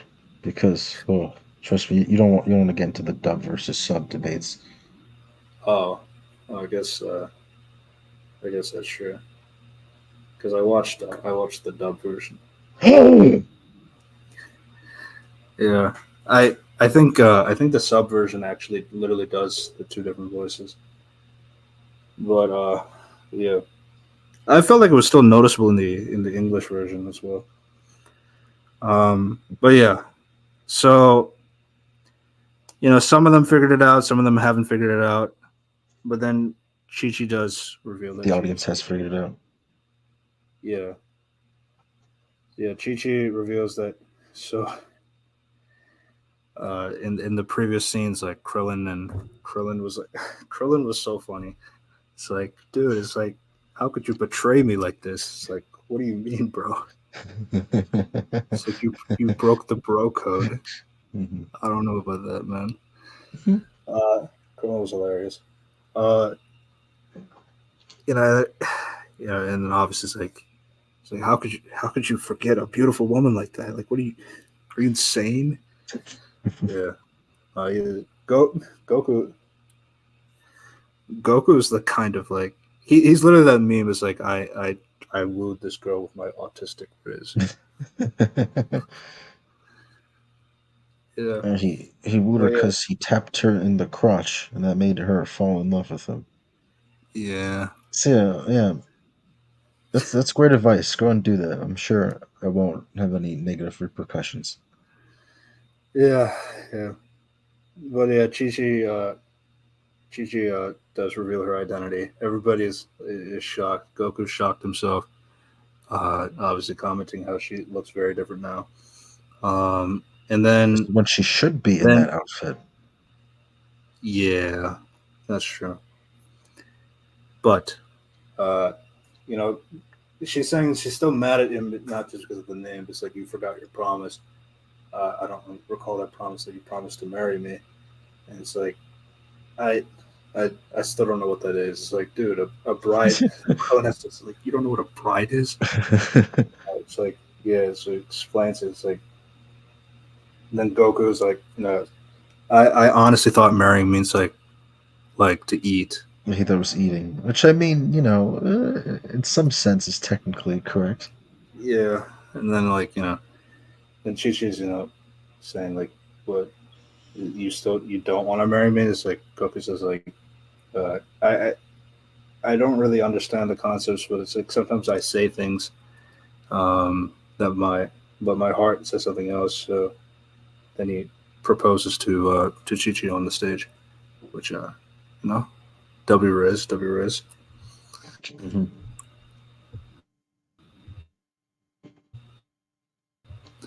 Yeah, it's nice, and I like these two semifinals being together because like they both have the theme of like somebody returning from a previous season, uh, and is very impactful for the character that they are interacting with, which obviously Tao for Ten and Chi Chi for Goku. So I really liked it for that aspect. Yeah, so it's a very simple fight. He knocked Chi Chi off without even touching her. Um, so Well, you so yeah, destroyed that guy without even touching him. yeah. I mean, Goku had plenty of time to touch Chi Chi. To be fair, That is true. that's true. But yeah, obviously, like Piccolo is like watching. Piccolo is not really taking this too seriously. But yeah, Oh, I just got um, reminded of Oh, yeah, so I just got reminded, yeah, because like the Goku like naivety stuff. It's like it makes sense now. It's just because I remember in Super they say like they take it further, say like Goku never kissed her, and it's like maybe back then it could have worked, but at this point he had his sons. It's like even if he didn't know what kissing was, Chi Chi didn't do it. So that yeah. Chi Chi kissed him on the cheek, like well, in it's this just moment here. But it's, like, it's just it's just a weird thing Super tends to do with like regress, but that's another conversation. yeah, I have heard this. I've heard this review in other people talking about like people actually like Dragon Ball more than other seasons because Dragon Ball actually you see Goku's growth, whereas like for if people say like for Z onwards, like Goku's kind of the same character from the ending of Dragon Ball to all the way through. The only thing that really changes is his Um, hair. yeah, that's kind of true. Not necessarily a bad thing, but yeah, he is pretty static on this throughout Z. Yeah, I feel like with like this season itself has shown me so much of Goku's like differences. Like Goku in these next two fights with Krillin and Piccolo, and then Yamcha and the mystery guy, which we'll get to. He's completely serious about both of these encounters. Not making any jokes. He's not saying anything. He's No. like he's looking like every like, and then like there's this one scene where like everybody's like thinking about Piccolo and like are worried, but like Goku's the only one with a straight face. Um, so you can see like you can see how much he's grown over these last all of these over these past seasons. Um, and one of my favorite aspects. So I kept talking about Krillin in particular. The Krillin and Piccolo fight. What I really love about that fight is how Krillin puts everything he's got. So one thing I'll say about Piccolo Jr. is that so right now he's being referred to as Junior because he's trying to conceal his identity that he is Piccolo, um, which makes sense. Um, so one thing I like about Piccolo Jr. is that he actually isn't like King Piccolo at all.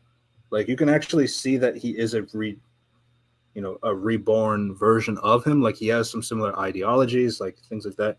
But the way he goes about interacting with people is like very different. Like Piccolo Jr. he respects his opponents. Like he respects like he does acknowledge at times like when somebody is doing something really cool or something really like nice. Like Krillin surprising him, Tien surprising him, Goku surprising him. Like that's something that King Piccolo would not do.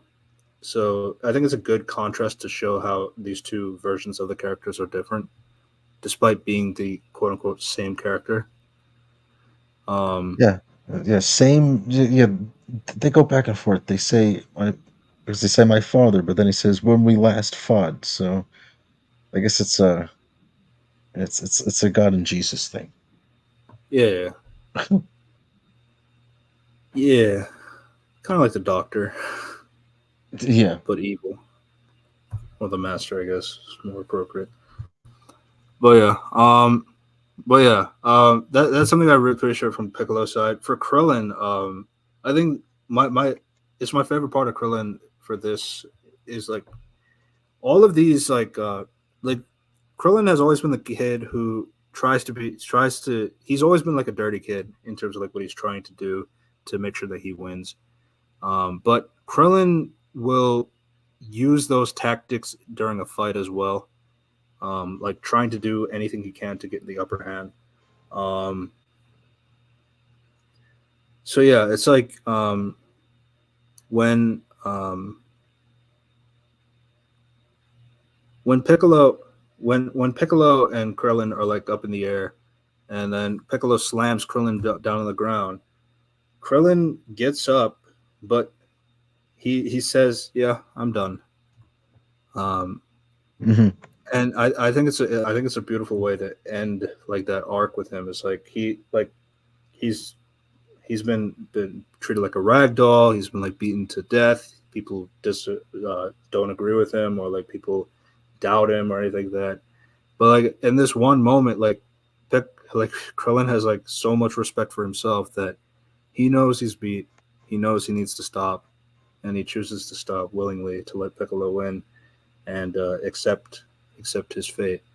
And I thought that was a really good, great way to end Krillin Krillin off in these fights. Um, in terms of Dragon Ball Saga, so I can't comment on anything past this, but yeah, Yeah, I agree with that. yeah. And then yeah, that leads us to Yamcha versus the mystery guy. Uh, turns out so, and then what I like about these thematic fights is like both Piccolo Jr. and this mystery guy are both not who they say they are. They are hiding their identities. They're concealing themselves against these two the heroes that we know, Krillin and Yamcha.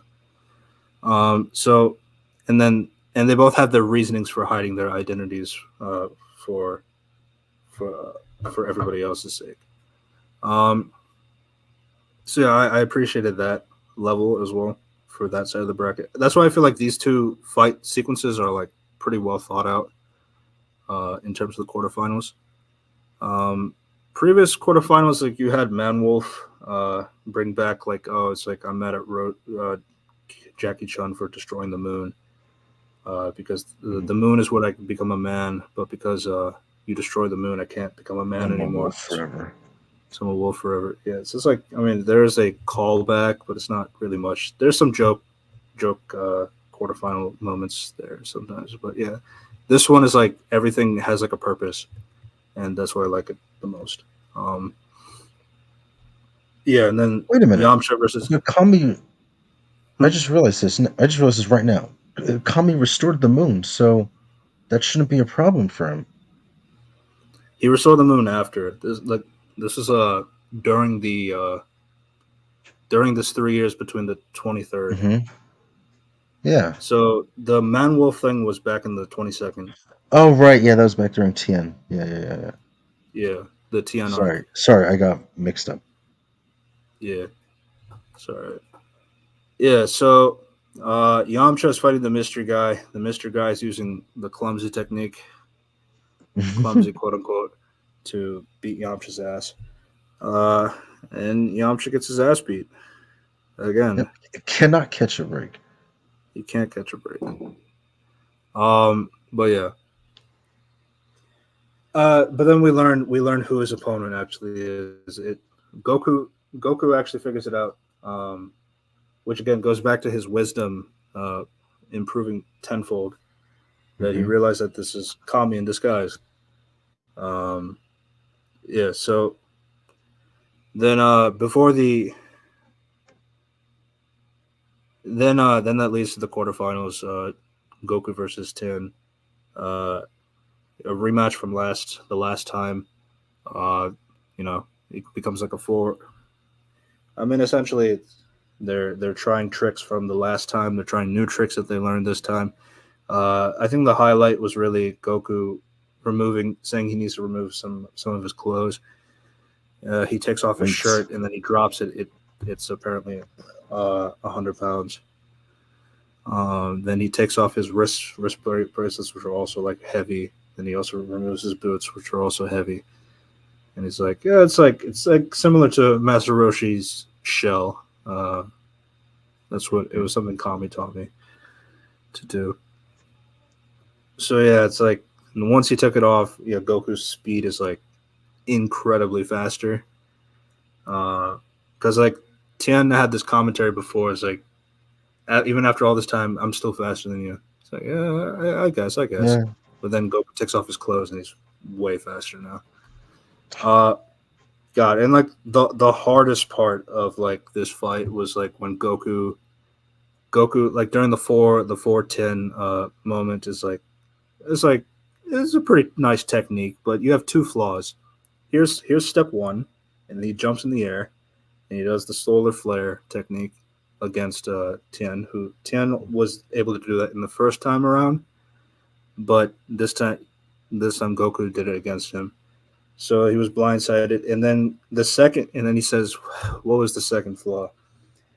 The second flaw was Nothing splitting because up of one into piece. four altars in the first place, and he says it with like anger that he just like completely demolishes all four of them like quickly, and they all like fall. All the tens fall on top of each other like a pancake. Yeah, it's uh, and then like that when he tells ten, it's like the reason why it was a problem is because like your strength divided into four, so you weren't able to. So it made it easier to stop all four of you at once. And then Master Roshi, you hear Master Roshi's thought like, "Wow, that's like really that reasoning makes perfect sense." It's so, like Goku has learned so much over these years. And like I think the neat thing about this season too is like there's been a lot of flashbacks to older seasons in these last two seasons. So you really get that sense of like finality, like conclusion sense that this will be the last season or last two seasons, reflecting on things that happened in previous seasons. So yeah, it's like yeah, but yeah, ten uh, Goku using like his deductive reasonings as to why ten lost, and Master Roshi being super impressed by that logic is like kind of like just it's just more to show how much Goku has came along this way. Um, which yeah, that leads to Piccolo versus Kami. Which before the fight, Kami has a conversation with Goku, which um, Goku is like telling Kami is essentially explaining that he needs to stop Piccolo once and for all to atone for the sin he brought to this world, but also to like you know but he says like if you were to kill Piccolo, then Kami would die as well, since they are one of the same. Because as we had to mention earlier, we learned that Kami is actually like a twin of King Piccolo. That's because Kami was the original person, but he had this desire to be the guardian of the earth, but because of his impurities, he was not able to do that. So what he did is he cut out his evil sides to to go out into the world, so that Kami And could be that became the King guardian of the earth, Piccolo. and then that evil altar became King Piccolo, which devastated the planet for a long time. So Kami is like I think it goes to show, like, even though Kami's intentions was to do something good by being the guardian of the earth, he still brought an evil to the world. So he needs to atone for that. Um, so yeah, that's why Piccolo and Kami are in particular super important to each other because they are one of the same, Right. um, the yin and yang, if you will. But Yeah, so yeah, so Kami's like explaining to Goku that if Piccolo dies, I die as well. And then uh, then he's always been telling Goku, is like, if you were to once I die, you can bring me back with the Dragon Balls, which will that is a point that becomes relevant later. later. Um, yeah, so Kami and Piccolo fight. Piccolo is like kind Yeah, of because bewildered by Kami's appearance, looking human, but he's using like ancient Namekian techniques, essentially. So he's basically fighting like him. Then yeah, Kami reveals that he is Kami, and like he's using the evil containment technique against Piccolo, but Piccolo realizes that because Kami is also a Piccolo, he can use that against him. So he Uno reversed him, yeah, he essentially.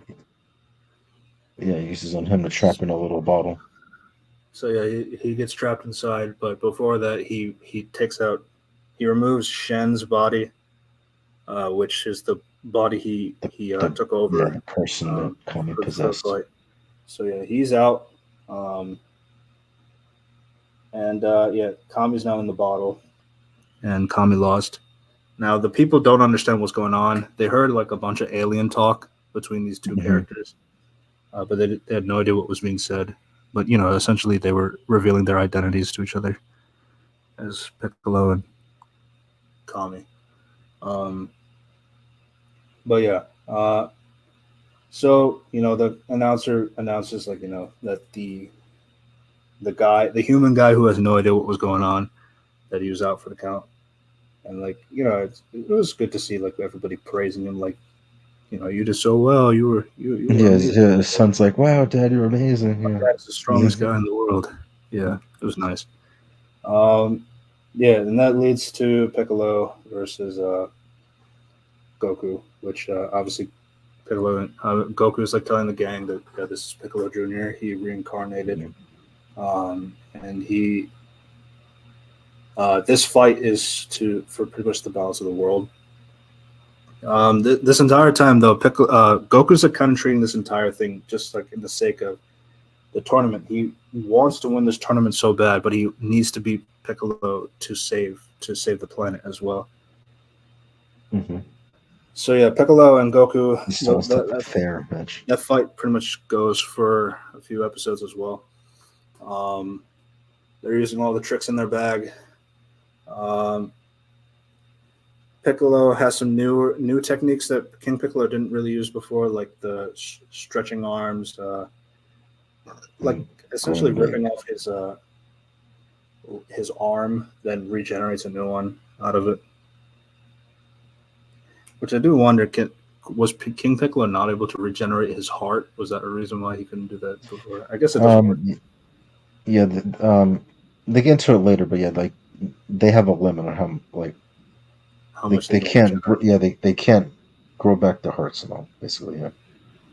Yeah, that makes sense. Hmm. But yeah, Piccolo also turns into a giant, Hmm. um, as well. Um, And though Goku it's like, uses it to get Kami out of him. yeah, and then I also like the with Goku, it's like a good way to show his ability, how much he's grown. Like it doesn't scare him at all.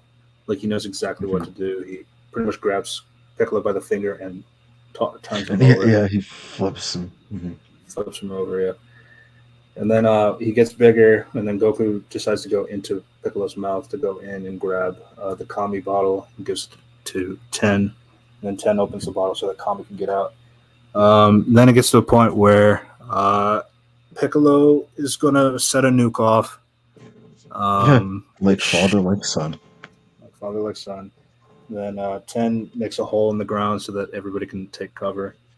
Um, I guess it just doesn't work like a normal nuke, despite it shows properties like a nuke. Yeah, it looks like Um, an atomic explosion, but it's just yeah, it's their powers or whatever.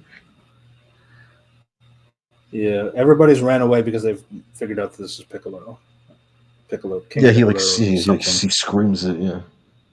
and then he says like, "I am King Piccolo's son," or Hmm. like, yeah, and then everybody I'm runs him and off. also his son. Yeah, yeah. King Piccolo goes super hard. Just you know, down to the design, the voice. Yeah, he's just amazing. Uh, but yeah, the so Goku pretty much it kind of has a similar effect before. Goku lost a few limbs Hmm. of use during the fight, uh, and Piccolo tries to do the one last blow, and Goku uses a headbutt to knock Piccolo out of bounds. Um, oh wait, well one of them is like Piccolo slams like Piccolo into the ground. Goku slams Piccolo into the ground, and then the first thing he says is like, "Announcer, make the count," because he Hmm. really wants to win. He really wants to win this like tournament. Um, so oh yeah, okay, it's like, and then he starts to count, but then Piccolo gets up. That's when he starts the nuke. And he blasts a hole through him. Yeah, and then he shoots a hole through Goku's chest. Uh, Just and trying then to miss my vital organs, all of them.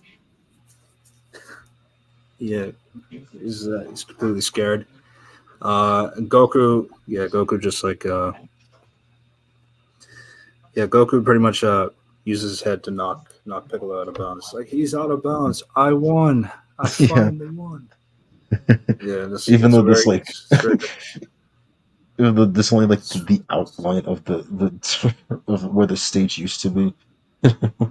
Yeah, it's also like It's like I still it won. doesn't really Eh, stop Piccolo from destroying the planet. not really. But, Tech mm, Technically, no. But yeah, Kami tries to kill Piccolo.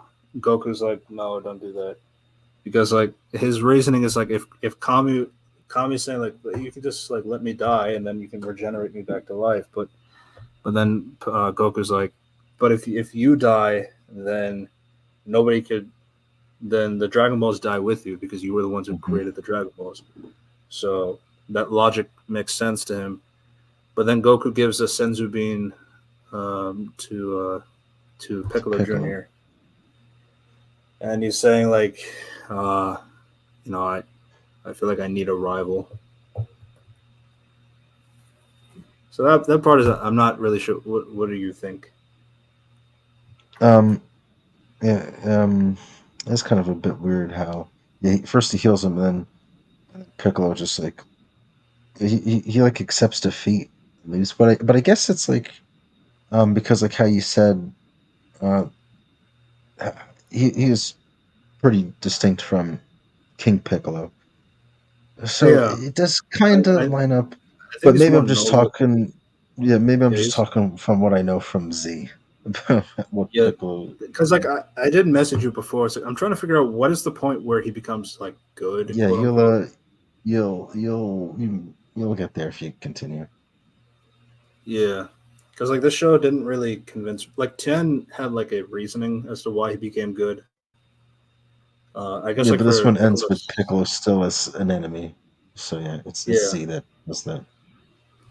so it's kind of your shadow in the sense. I guess all any dark shaded character is shadow. I guess. Um, I need to open my bag. I guess. But yeah, that's how this ends.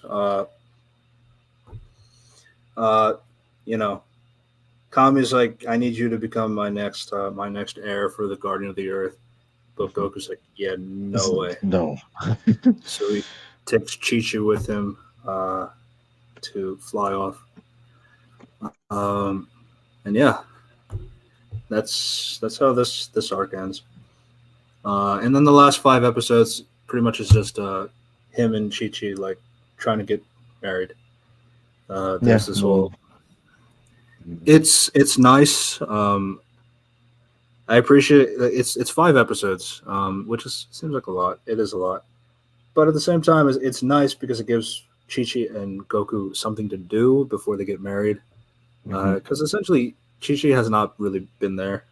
She has been there since season one, quote unquote, but like it's not really there. Um, but yeah, I, but like these episodes, like with adult Chi Chi, is like where I started to like the character more. Now that she's like not just fawning over Goku, like she has some intuition, like she has like some agency. Um, of course, like Goku like helps her out and all that stuff, but yeah, you can definitely see like why these two will end up together. Uh, Yeah, and I it's think nice these stuff, last and 5 episodes really helped. and it's not in the manga, so that's not bad. But the only stuff I do sometimes. Yeah, and then the only thing that kind of weirded me out is like the Ox King's design changed, but that's about it. That was weird. Yeah, I think he said he stopped being a king and just be more like a dad now that his daughter's getting married.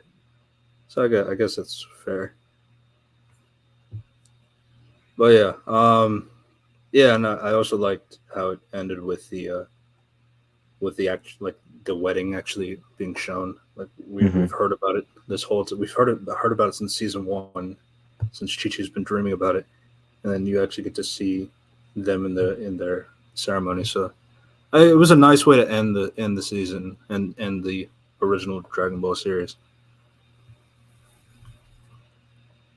So that concludes Dragon Ball. I had a really good time Yeah. uh, watching it for the first time. I Glad to hear. yeah,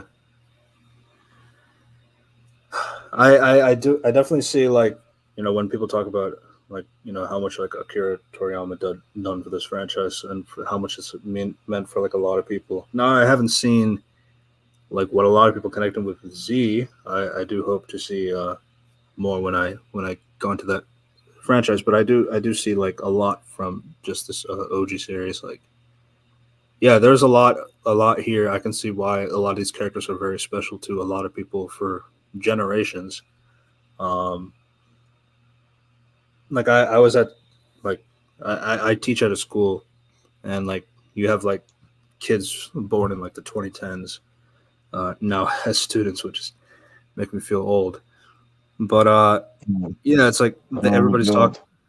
everybody's talking about like Gohan and like mentioning like talking about Dragon Ball in general. It's like yeah, it's like you have kids nowadays like still talking about Dragon Ball to this day. It's Yeah. like Hmm. it's pretty special. I I'm trying to get that game, that new game coming out. Um, Sparking Zero. yeah, I'm trying to get that. I'm looking for I'm that also one. trying to get a PS5 in general. Hmm? I said, yeah, Are you trying I'm to play looking it? Or? forward to. I'm looking forward to Sparking Zero. Yeah. Yeah, yeah, yeah. I'm trying to get a PS5 so I can play it. But yeah, Good luck. but yeah. I you know I really appreciated what I watched. I think one of the best parts for me it really is just like it might be cliche, but like it really is Goku's arc. Like yeah, the title protagonist hero has like a lot to do. Yeah, of course he's the best. It's like at the same time, it's like it is like a lot for a kid to go through. Um, though it's like it's all like self inflicted. Like he wants to do this. Like he wants to be the best. He wants uh, to do all these things. He wants to learn. He wants to. be able to go through these trials and errors and all this stuff. So it's like, I think that's what makes I think that's what makes the special the makes the series special in general. It's like you see like how much like work ethic somebody puts into their craft to be the best as they can or anything like that. Or so I've seen like I definitely understand like why it's been like such an inspirational series for a lot of people for many years. And yeah, I definitely appreciate it.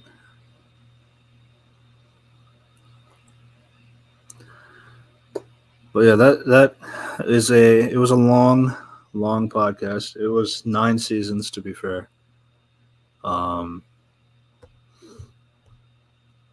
but yeah, I'm hoping that we can like do good by the some of the other topics down the line. We're as I mentioned, Unity Reviews is currently on vacation, so he's not able to participate for the next few weeks.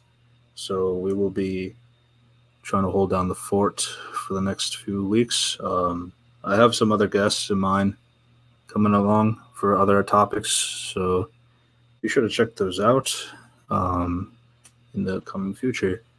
Operation, thank you for doing the pod with me. No problem. Yeah, thanks for having me again. Yeah. Also, remember we Talk have about one of my another. favorite franchises. Yeah, yeah. But yeah, anybody wants to subscribe to our another channel, another Reviews Core podcast where we talk about movies, TV shows, things that are trending, things that are from the past that we'd like to talk about. We try to talk about as much as we can.